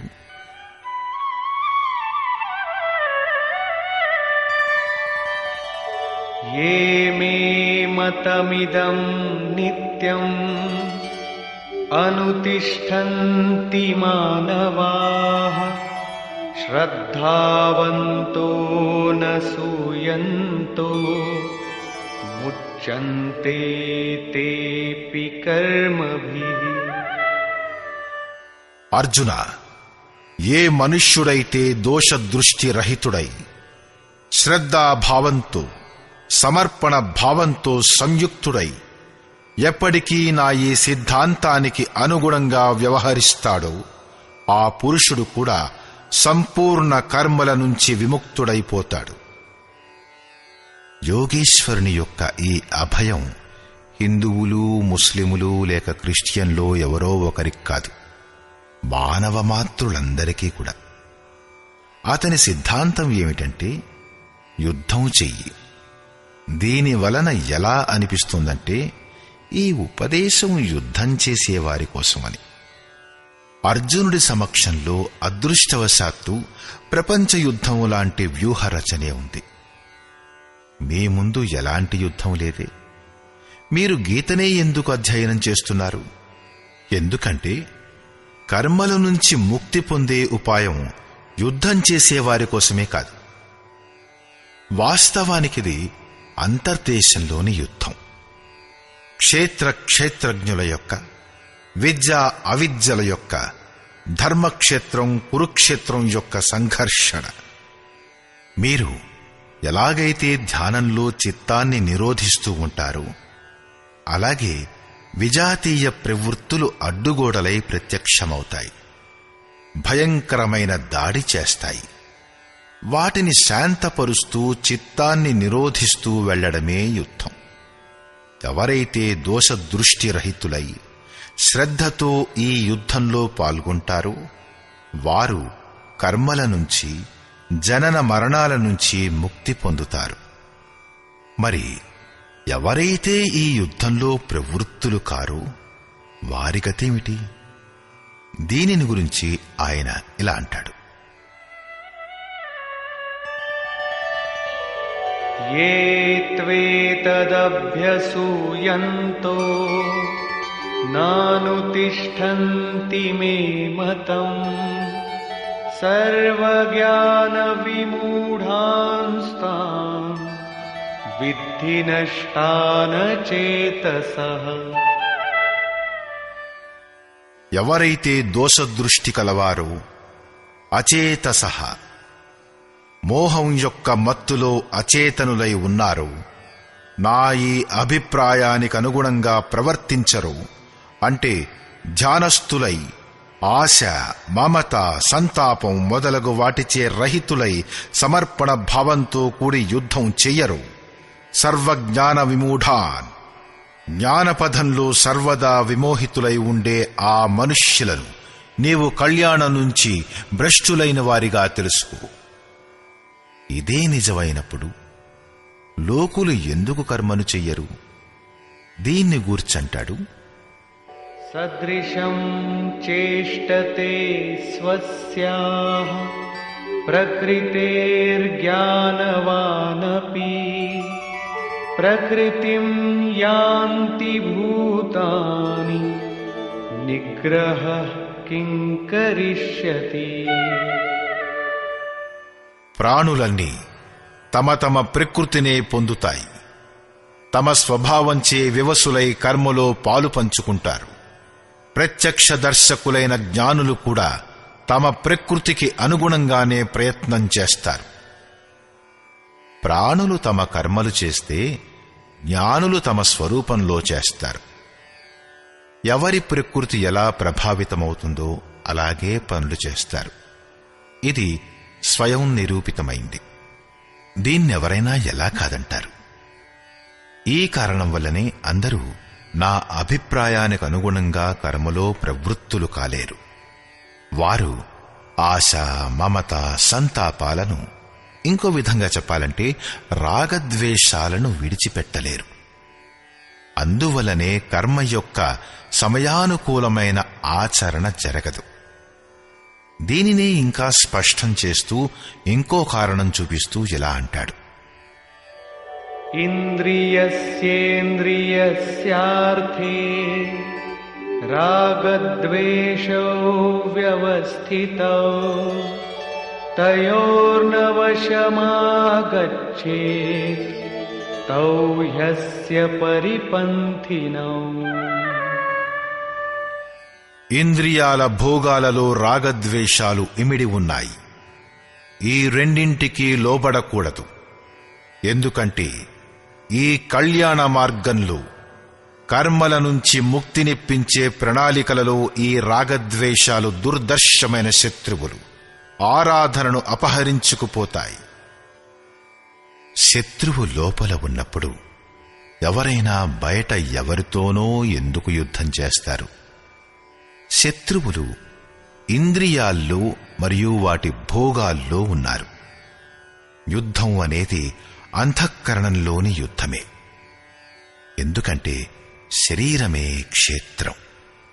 దానిలో సజాతీయ, విజాతీయాలనే రెండు ప్రవృత్తులు, మాయ యొక్క రెండు రూపాలైన విద్య, అవిద్యలు ఉన్నాయి. ఈ ప్రవృత్తులను దాటివేయడమే, సజాతీయ ప్రవృత్తిని సాధించి విజాతీయ ప్రవృత్తిని అంతం చెయ్యడమే యుద్ధం. విజాతీయం సమాప్తమైపోయినప్పుడు సజాతీయం యొక్క ఉపయోగం సమాప్తమైపోతుంది. స్వరూపాన్ని స్పృశించిన సజాతీయం కూడా దాని అంతరాళంలో విలయమైపోతుంది. ఈ ప్రకారంగా ప్రకృతిని తరించడమే అంటే దాటివేయడమే యుద్ధం.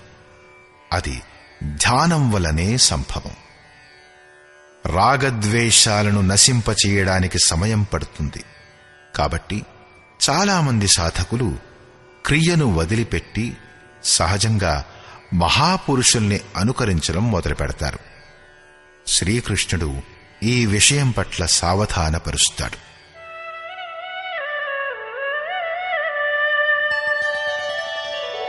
श्रेयान् स्वधर्मो विगुणः परधर्मात् स्वनुष्ठिता स्वधर्मे निधनं श्रेयः परधर्मो भयावहः.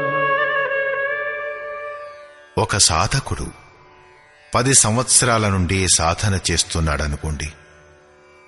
రెండో సాధకుడు ఈ రోజే సాధనలో ప్రవేశించాడనుకోండి.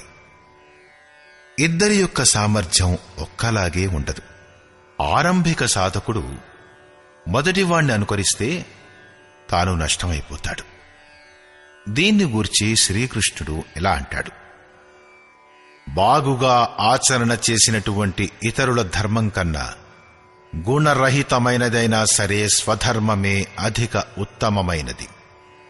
స్వభావం నుంచి ఉత్పన్నమైన కర్మలో సాధకుణ్ణి ప్రవృత్తం చెయ్యగల సామర్థ్యమే స్వధర్మం. తమ సామర్థ్యాన్ని బట్టి కర్మలో ప్రవృత్తమయ్యే సాధకుడు ఏదో ఒకరోజు తరించిపోగలడు. కాబట్టి స్వధర్మాచరణంలో మరణించడం కూడా కళ్యాణకారకమవుతుంది. ఎక్కడైతే సాధనను వదిలివేయడం జరుగుతుందో శరీరం దొరికిన తర్వాత మళ్లీ అక్కడి నుంచే ప్రారంభం చేయడం జరుగుతుంది. ఆత్మ మరణించదు. వస్త్రం అంటే శరీర మార్పిడి జరిగినంత మాత్రం చేత మీ బుద్ధి ఆలోచనలు మారిపోవు కదా. అగ్రసరులైన వారిలాగే ప్రవర్తించి అభినయం చెయ్యడంతో సాధకుడు భయాన్నే పొందుతాడు. భయం ప్రకృతి పట్లగాని పరమాత్ముని పట్లగాని కాదు. ప్రకృతి యొక్క ఆచ్ఛాదన మరింత దట్టమైపోతుంది. ఈ భగవత్పదంలో అనుకరణ చేయడం బహుళంగా కనిపిస్తుంది. పూజ్య గురు మహారాజుల వారికి ఒకసారి ఆకాశవాణి వినిపించింది, అనసూయ వెళ్ళి ఉండు అని. అప్పుడు వారు జమ్మూ నుండి చిత్రకూట్ వచ్చారు. అనసూయలోని ఘోర అరణ్యాలలో నివసించడం మొదలుపెట్టారు. చాలామంది మహాత్ములు అక్కడికి వచ్చి వెళ్తూ ఉండేవారు. అందులో ఒకతడు పరమహంస గురువు గారు దిగంబరంగా నగ్నంగా ఉండటం, వారికి జరిగే సన్మానం చూసి వెంటనే అతను కూడా తన కౌపీనం విసిరేశాడు. తన దండ కమండలాలు ఇంకో మహాత్మునికిచ్చేసి దిగంబరుడైపోయాడు. కొంతకాలం తర్వాత పరమహంస గురువు గారు లోకులతో మాట్లాడుతూ ఉండడం, వారిపై తిట్ల వర్షాన్ని కురిపించడం చూశాడు. గురువుగారికి లభించిన ఆదేశం ఏమిటంటే భక్తుల కళ్యాణార్థం వారిని కొంచెంగా తిట్టవచ్చు. ఈ పదంలోని పదికలపై అజమాయిషీ ఉంచవచ్చు. గురువుగారిని అనుకరిస్తూ ఆ మహాత్ముడు కూడా లోకులను తిట్టనారంభించాడు. కాని దానికి బదులుగా లోకులు కూడా ఏదో ఒకటి అనేసేవారు. ఆ మహాత్ముడనేవాడు, అక్కడ ఎవరూ నోరెత్తరు, కాని ఇక్కడ ఎదురు జవాబిస్తారేమిటి అని. 1-2 ఏళ్ల తర్వాత వచ్చి చూస్తే పరమహంస గురువు గారు పరుపు మీద కూర్చున్నారు. లోకులు విసనకర్రలతో విసురుతున్నారు. అతను అడవిలో ఒక పాడుబడ్డ భవనంలో ఒక మంచం తెప్పించుకుని వేసుకున్నాడు. పరుపులు పరిపించాడు. 2 మనుష్యుల్ని విసనకర్రతో విసరడానికి నియమించుకున్నాడు. ప్రతి సోమవారం జనసమూహం కూడా చేరడం మొదలైంది. కొడుకు కావాలంటే 50 రూపాయలు, కూతురు కావాలంటే 25 రూపాయలు. కాని ఉఘరే అంతన హోయి నిబాహు, దిగంబరత్వాన్ని చివరిదాకా నిభాయించుకోవడం కష్టం అన్నట్లుగా 1 నెలలోపునే చిల్లు కాణీకి చెల్లకుండా వెళ్ళిపోయాడు. ఈ భగవత్పదంలో అనుకరణ పనికిరాదు. సాధకుడు స్వధర్మాన్నే ఆచరించటం మంచిది. స్వధర్మం అంటే ఏమిటి? 2వ అధ్యాయంలో శ్రీకృష్ణుడు స్వధర్మం అనే పదాన్ని ఉపయోగిస్తూ అంటాడు, స్వధర్మాన్ని గమనించిన నీవు యుద్ధం చేయడానికి యోగ్యుడవు. క్షత్రియుడికి దీన్ని మించి కళ్యాణకారకమైన మార్గం ఇంకొకటి లేదు. స్వధర్మంలో అర్జునుడు క్షత్రియ వర్గానికి చెందినవాడు. దాన్ని వివరిస్తూ ఇలా అంటాడు, అర్జున, బ్రాహ్మణుడైన వానికి వేదాల ఉపదేశాలు క్షుద్ర జలాశయంతో సమానం. నీవు వేదాల కంటే పైకి ఎదుగు. బ్రాహ్మణుడివి కమ్ము అంటే స్వధర్మంలో మార్పు సంభవమే. మళ్ళీ అంటాడు, రాగద్వేషాలకు వశం కాకు, వాటిని నాశనం చెయ్యి, స్వధర్మమే శ్రేయస్కరం. అర్జునుడు ఒక బ్రాహ్మణుణ్ణి అనుకరించాలన్నది అతని ఆశయం కాదు. ఒకే కర్మపథాన్ని మహాపురుషులు 4 వర్గాలుగా విభజించారు: నికృష్టం, మధ్యమం, ఉత్తమం, అత్యుత్తమం. ఈ వర్గాల సాధకులకు క్రమంగా శూద్రుడు, వైశ్యుడు, క్షత్రియుడు మరియు బ్రాహ్మణుడు అనే పేర్లు పెట్టారు. శూద్రుని సామర్థ్యంతో కర్మ ఆరంభించబడుతుంది. సాధనా క్రమంలో అదే సాధకుడు బ్రాహ్మణుడిగా మారవచ్చును. ఇంతకు మించి ఆ పరమాత్మునిలో ప్రవేశం పొందినప్పుడు న బ్రాహ్మణో న క్షత్రియః న వైశ్యో తథా న శూద్రః చిదానందరూపః శివః కేవలోహం. అతను ఈ వర్ణాల కంటే అతీతుడై ఉంటాడు. శ్రీకృష్ణుడు కూడా ఇలాగే అంటాడు, చాతుర్వర్ణ్యం మయా సృష్టం. 4 వర్ణాల యొక్క సృష్టి నేనే చేశాను. అంటే జన్మ ఆధారంగా మనుష్యులను విభజించాడా? కాదు. గుణకర్మ విభాగశః, గుణాలు ఆధారంగా కర్మను విభజించడమైంది. ఏ కర్మ? సాంసారిక కర్మయా? శ్రీకృష్ణుడంటాడు, కాదు, నియత కర్మ. నియత కర్మ ఏమిటి? అది యజ్ఞం యొక్క ప్రక్రియ. అందులో శ్వాసలో నిశ్వాసం యొక్క ఆహుతి, నిశ్వాసంలో శ్వాస యొక్క ఆహుతి, ఇంద్రియాల నియంత్రణ మొదలైనవి ఉంటాయి. దాని శుద్ధ అర్థం యోగ సాధన, ఆరాధన. ఆరాధ్య దేవుడి వరకు చేర్చే విధి విశేషమే ఆరాధన. ఈ ఆరాధనా కర్మనే 4 వర్గాలుగా విభజించడమైంది. ఏ క్షమత గల పురుషుడో ఆ పురుషుడు తనదైన వర్గం నుంచి ప్రారంభం చేయాలి. ఇదే ప్రతి ఒక్కరి వ్యక్తిగత స్వధర్మం. మిగతా వారిని అనుసరిస్తే భయాన్ని పొందుతాడు, ఎప్పటికీ నష్టమైపోడు. ఎందుకంటే ఇందులో బీజానికి నాశనం లేదు. అతను ప్రకృతిచే అణిచివేయబడి భయాక్రాంతుడై తప్పకుండా దీనహీనుడైపోతాడు.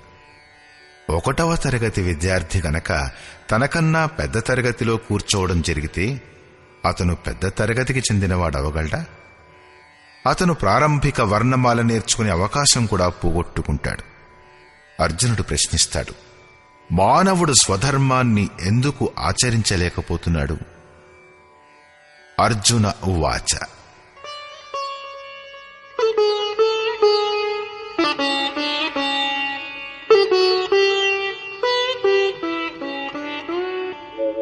అథ కేన ప్రయుక్తోయం పాపం చరతి పూరుషః అనిచ్ఛన్నపి వార్ష్ణేయ బలాదివ నియోజితః. హే శ్రీకృష్ణ, మరి ఆ పురుషులు బలవంతంగా లాక్కొచ్చినట్లుగానే వద్దనుకుంటూనే కూడా ఎవరి ప్రేరణ వలన పాపాన్నాచరిస్తారు? మీ అభిప్రాయానికి అనుగుణంగా ఎందుకు నడవలేరు? ఇది విని యోగేశ్వరుడైన శ్రీకృష్ణుడు ఇలా అంటాడు. శ్రీ భగవానువాచ.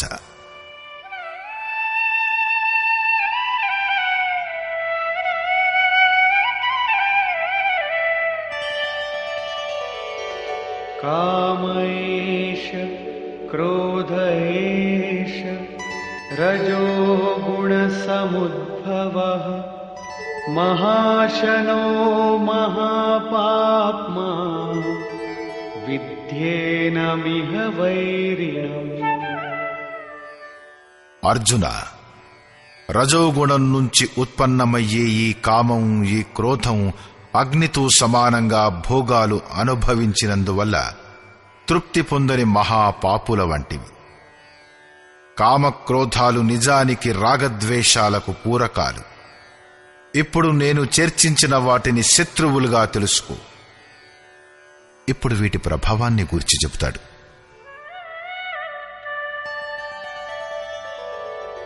ధూమేనావ్రియతే వహ్ని యథాదర్శో మలేన చ యథోల్బేనావృతో గర్భః తథా తేనేదమావృతం. ఎలాగైతే పొగ వలన అగ్ని మరియు మలినము వలన దర్పణం కప్పబడతాయో, ఎలాగైతే మావి వలన గర్భం కప్పబడి ఉంటుందో, సరిగ్గా అలాగే కామక్రోధాది వికారాలచే ఈ జ్ఞానం కప్పబడి ఉంటుంది. తడిసిన కర్రల్ని మండిస్తే పొగే వస్తుంది. అగ్ని మంటల రూపాన్ని దాల్చలేదు.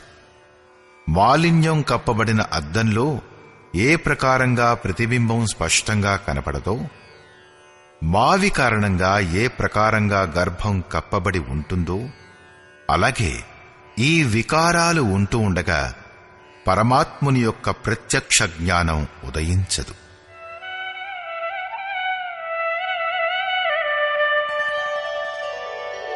ఆవృతం జ్ఞానమేతేన జ్ఞానినో నిత్యవైరిణా కామరూపేణ కౌంతేయ దుష్పూరేణానలేన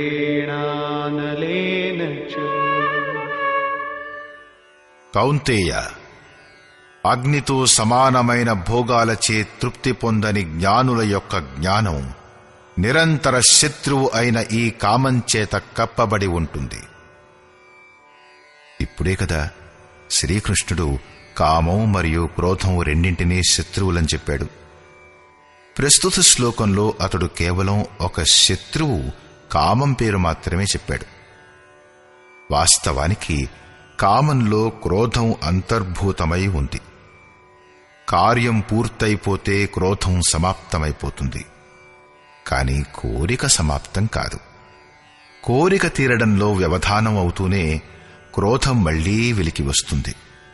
కామంలో క్రోధం కూడా నిహితమై ఉంది. ఈ శత్రువు యొక్క నివాసం ఎక్కడ? దీన్ని ఎక్కడ వెతకాలి? నివాసం తెలుసుకోగలిగితే దీన్ని సమూలంగా నాశనం చేయడం సులభమవుతుంది. దీన్ని గూర్చి శ్రీకృష్ణుడంటాడు, ఇంద్రియాణి మనో బుద్ధి అస్యాధిష్ఠానముచ్యతే ఏతైర్విమోహయత్యేష జ్ఞానమావృత్య దేహినం. ఇంద్రియాలు, మనస్సు మరియు బుద్ధి ఇవి కామం యొక్క నివాస స్థానాలని అనబడతాయి. ఈ కామం, ఈ మనస్సు, బుద్ధి మరియు ఇంద్రియాల ద్వారానే జ్ఞానాన్ని ఆవరించేసి జీవాత్మను మోహంలో పడవేస్తాయి. తస్మాత్ త్వమింద్రియాణ్యాదౌ నియమ్య భరతర్షభ పాప్మానం ప్రజహియేనం జ్ఞాన విజ్ఞాననాశనం. కాబట్టి అర్జున, నీవు మొదట ఇంద్రియాల్ని నియంత్రణ చేయుము. ఎందుకంటే శత్రువు వీటిలో దాగి ఉన్నాడు. అతడు నీ శరీరం లోపల ఉన్నాడు. బయట వెతికితే అతను ఎక్కడా దొరకడు. ఇంద్రియాల్ని వశపరుచుకుని జ్ఞానం మరియు విజ్ఞానాన్ని నాశనం చేసే ఈ కామాన్ని చంపుము. ఇది హృదయ దేశానికి, అంతర్జగత్తుకి సంబంధించిన యుద్ధం. కామం సులభంగా పట్టుపడదు. కాబట్టి వికారాల నివాస స్థానాన్ని ముట్టడించు. ఇంద్రియాల్నే అదుపులో పెట్టు. కాని ఇంద్రియాలను మరియు మనస్సుని వశం చేయడం చాలా కష్టమైన పని. అలా మనం చేయగలమా? దీనిమీద శ్రీకృష్ణుడు అర్జునుడి సామర్థ్యాన్ని చూపిస్తూ ప్రోత్సహిస్తాడు.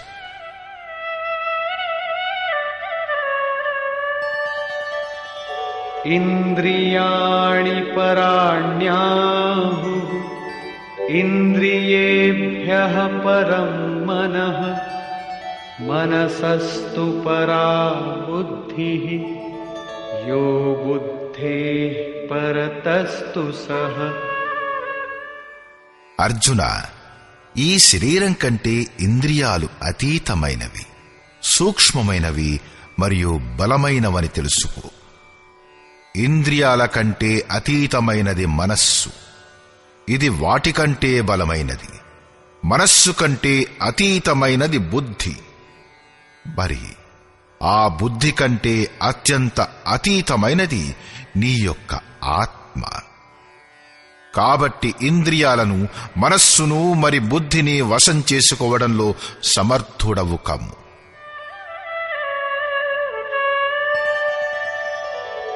ఏవం బుద్ధేః పరం బుద్ధ్వా సంస్తభ్యాత్మానమాత్మనా జహి శత్రుం మహాబాహో కామరూపం దురాసదం. ఈ ప్రకారంగా బుద్ధి కంటే అతీతమైనది, సూక్ష్మమైనది, బలమైనది అయిన నీ ఆత్మను తెలుసుకుని, ఆత్మబలాన్ని అర్థం చేసుకుని, బుద్ధి ద్వారా నీ మనస్సును వశంలోకి తెచ్చుకుని, అర్జున, ఈ కామరూపమైన దుర్జయ శత్రువును సంహరించు. నీ శక్తిని తెలుసుకుని ఈ దుర్జయ శత్రువును సంహరించు. కామం ఒక దుర్జయ శత్రువు. ఇంద్రియాల ద్వారా ఈ ఆత్మను మోహితం చేస్తుంది. కాబట్టి నీ శక్తిని తెలుసుకుని, ఆత్మను బలమైనదిగా తెలుసుకుని, ఈ కామరూపి అయిన శత్రువును చంపు. ఇప్పుడు ఈ శత్రువు ఆంతరింగికమైనదని, యుద్ధం కూడా అంతర్దేశానికి సంబంధించినదని చెప్పనవసరం లేదు. సారాంశం: చాలామంది గీతా ప్రేమికులు, వ్యాఖ్యానకారులు ఈ అధ్యాయానికి కర్మయోగం అని పేరు పెట్టారు. కాని ఇది అసంగతమైనది. 2వ అధ్యాయంలో యోగేశ్వరుడైన శ్రీకృష్ణుడు కర్మపదాన్ని మొదటిసారిగా ఉపయోగించాడు. అతను కర్మ యొక్క మహత్వాన్ని ప్రతిపాదించి అతనిలో కర్మ జిజ్ఞాసను జాగృతం చేశాడు. ఇక ఈ అధ్యాయంలో అతను కర్మను నిర్వచించాడు. యజ్ఞం యొక్క ప్రక్రియే కర్మ. అంటే యజ్ఞం ఒక నిర్ధారిత దిశ మాత్రమే. దీన్ని తప్పించి ఇంకేదైనా కూడా చేస్తే అది ఈ లోకం యొక్క బంధమే. శ్రీకృష్ణుడు చెప్పిన ఆ కర్మ మోక్షసే శుభాత్, సంసార బంధం నుంచి ముక్తిని కలిగిస్తుంది. శ్రీకృష్ణుడు యజ్ఞం యొక్క ఉత్పత్తిని గురించి చెప్పాడు. అదేమిస్తుంది? దాని విశిష్టతలను వివరించాడు. యజ్ఞం చేయడం గూర్చి వివరించాడు. అతనన్నాడు, ఈ యజ్ఞం యొక్క ప్రక్రియే కర్మ. దీన్నెవరైతే చెయ్యరో అటువంటి వారు పాపాత్ములు. వారు వ్యర్థంగా జీవిస్తారు. ఇంతకు పూర్వంలో ఉండిన మహాపురుషులు కూడా కర్మను చేయడం వలనే పరమనైష్కర్మ్యాన్ని, సిద్ధిని పొందారు. వారు ఆత్మతృప్తులు. వారికి కర్మ యొక్క అవసరం లేదు. అయినా కూడా తరువాత వారి యొక్క మార్గదర్శనానికై వారు కూడా కర్మను చేస్తూ ఉండేవారు.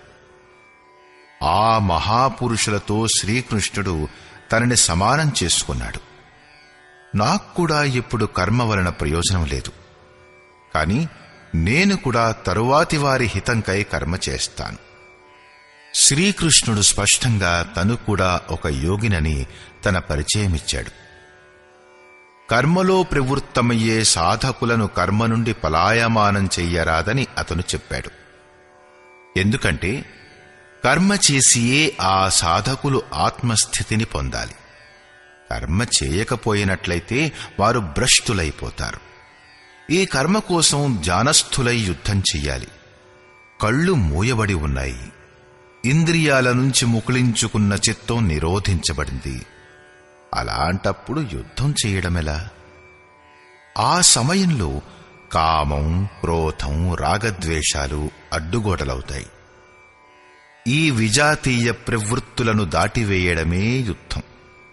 ఆసురీ సంపదలను, కురుక్షేత్రాన్ని, విజాతీయ ప్రవృత్తులను మెల్లమెల్లగా ఏరి పారేస్తూ ధ్యానస్థుడవడమే యుద్ధం. వాస్తవానికి ధ్యానంలోనే యుద్ధం ఉంటుంది. ఇదే ఈ అధ్యాయం యొక్క సారాంశం. ఇందులో కర్మ గురించి గాని యజ్ఞం గురించి గాని చెప్పబడలేదు. యజ్ఞం గురించి గనక అర్థమైపోతే కర్మ గురించి అర్థమైపోతుంది. ఇప్పటివరకైతే కర్మ గురించి బోధపరచనే లేదు. ఈ అధ్యాయంలో కేవలం స్థితప్రజ్ఞులైన మహాపురుషుల యొక్క శిక్షణాత్మక పద్ధతి గూర్చి వివరణ ఇవ్వడం జరిగింది. ఇవి గురుజనులకై ఇవ్వబడిన సూచనలు. కర్మ చేయకపోయినా కూడా వారికి హాని లేదు. మరి అలా చేయడం వలన వారికి తమకంటూ లాభం లేదు. కాని ఏ సాధకులకు పరమగతి అభీష్టమో వారి కోసం విశేషించి ఏమీ చెప్పలేదు. అలాంటప్పుడు ఇది కర్మయోగం ఎలా అవుతుంది? దేన్నైతే చెయ్యాలో ఆ కర్మస్వరూపం కూడా స్పష్టంగా లేదు. ఎందుకంటే యజ్ఞం యొక్క ప్రక్రియే కర్మ. ఇంతవరకు అతడు ఇంతే చెప్పాడు. యజ్ఞం గురించి చెప్పనే లేదు. కర్మస్వరూపం ఎక్కడ స్పష్టమైంది? యుద్ధం యొక్క యథార్థ చిత్రణ గీతలో ఇక్కడే కనిపిస్తుంది. సంపూర్ణ గీతను చదివితే 2వ అధ్యాయంలో శ్రీకృష్ణుడంటాడు, శరీరం నశించునటువంటిది కాబట్టి యుద్ధం చెయ్యి. గీతలో యుద్ధం చెయ్యమనడానికి ఇదే గట్టి కారణంగా చెప్పబడింది. మున్ముందు జ్ఞానయోగం గురించి చెప్పే సందర్భంలో క్షత్రియులకు యుద్ధమే కళ్యాణానికి ఏకమాత్రమైన సాధనంగా చెప్పబడింది. ఇంకా అంటాడు, ఈ బుద్ధి నీకోసం జ్ఞానయోగం విషయంలో చెప్పబడింది. ఏ బుద్ధి? అదే జయాపజయాలు. ఈ రెండింటిలోనూ లాభమే ఉందనుకుని యుద్ధం చెయ్యి. మళ్లీ 4వ అధ్యాయంలో అంటాడు, యోగంలో స్థితుడవై హృదయంలో స్థితమైన నీ ఈ సంశయాన్ని జ్ఞానరూపమైన ఖడ్గంతో నరుకు. ఆ ఖడ్గం యోగంలో ఉంది. 5 నుంచి 10వ అధ్యాయం వరకు యుద్ధం గురించిన చర్చ లేనేలేదు. 11వ అధ్యాయంలో కేవలం ఎంతే అంటాడు, ఈ శత్రువులు నా ద్వారా ముందే చంపబడ్డారు. నీవు నిమిత్త మాత్రుడవై నిలబడు చాలు, యశస్సును పొందు. వీరు నీవు లేకుండానే చనిపోయారు. ప్రేరణ ఇచ్చేవాడు చేయించుకుంటాడు. నీవు ఈ చనిపోయిన వారినే చంపు. 15వ అధ్యాయంలో సంసారం రావి చెట్టు లాంటిదని చెప్పబడింది. దాన్ని అసంగత రూపమైన శస్త్రంతో నరికి ఆ పరమపదాన్ని వెదకమని నిర్దేశం ఇవ్వబడింది. ఆ పై అధ్యాయాలలో యుద్ధం గురించిన చర్చ లేదు. 16వ అధ్యాయంలో నరకగాములైన అసురుల యొక్క చిత్రణ ఉంది. 3వ అధ్యాయంలోనే యుద్ధం గూర్చి విశదీకరించబడింది. శ్లోకం 30 నుంచి శ్లోకం 43 వరకు యుద్ధం యొక్క స్వరూపం, దాని అనివార్యత, యుద్ధం చేయని వారి వినాశనం, యుద్ధంలో మరణించే శత్రువుల పేర్లు, వారిని చంపడానికి తమ శక్తిని ఆహ్వానించడం మరియు నిశ్చయంగా వారిని నరికి పారేయడం గురించిన వివరణ ఉంది. ఈ అధ్యాయంలో శత్రువులు మరియు వారి ఆంతరిక స్వరూపం స్పష్టంగా ఇవ్వబడింది. వారి వినాశనానికి ప్రేరణ ఇవ్వబడింది.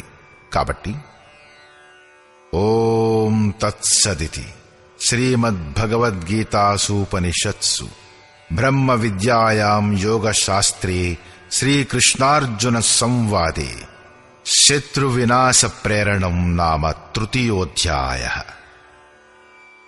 ఈ ప్రకారంగా శ్రీమద్భగవద్గీత, ఉపనిషత్తులు మరియు బ్రహ్మ విద్య మరియు యోగ శాస్త్రం విషయంలో శ్రీకృష్ణార్జునుల సంవాదంలో శత్రు వినాశ ప్రేరణ అనబడు 3వ అధ్యాయం పూర్తయింది. ఇతి శ్రీమత్ పరమహంస పరమానందస్య శిష్య స్వామి అడగడానంద కృతే శ్రీమద్భగవద్గీతాయాః యథార్థగీతా భాష్యే శత్రు వినాశ ప్రేరణ నామ తృతీయోధ్యాయః. ఈ ప్రకారంగా శ్రీమత్ పరమహంస పరమానంద గారి శిష్యుడు స్వామి అడగడానంద గారిచే రచించబడిన శ్రీమద్భగవద్గీత యొక్క భాష్యం యథార్థగీతలో శత్రు వినాశ ప్రేరణ అనే 3వ అధ్యాయం సంపూర్ణమయ్యింది. హరి ఓం తత్స్.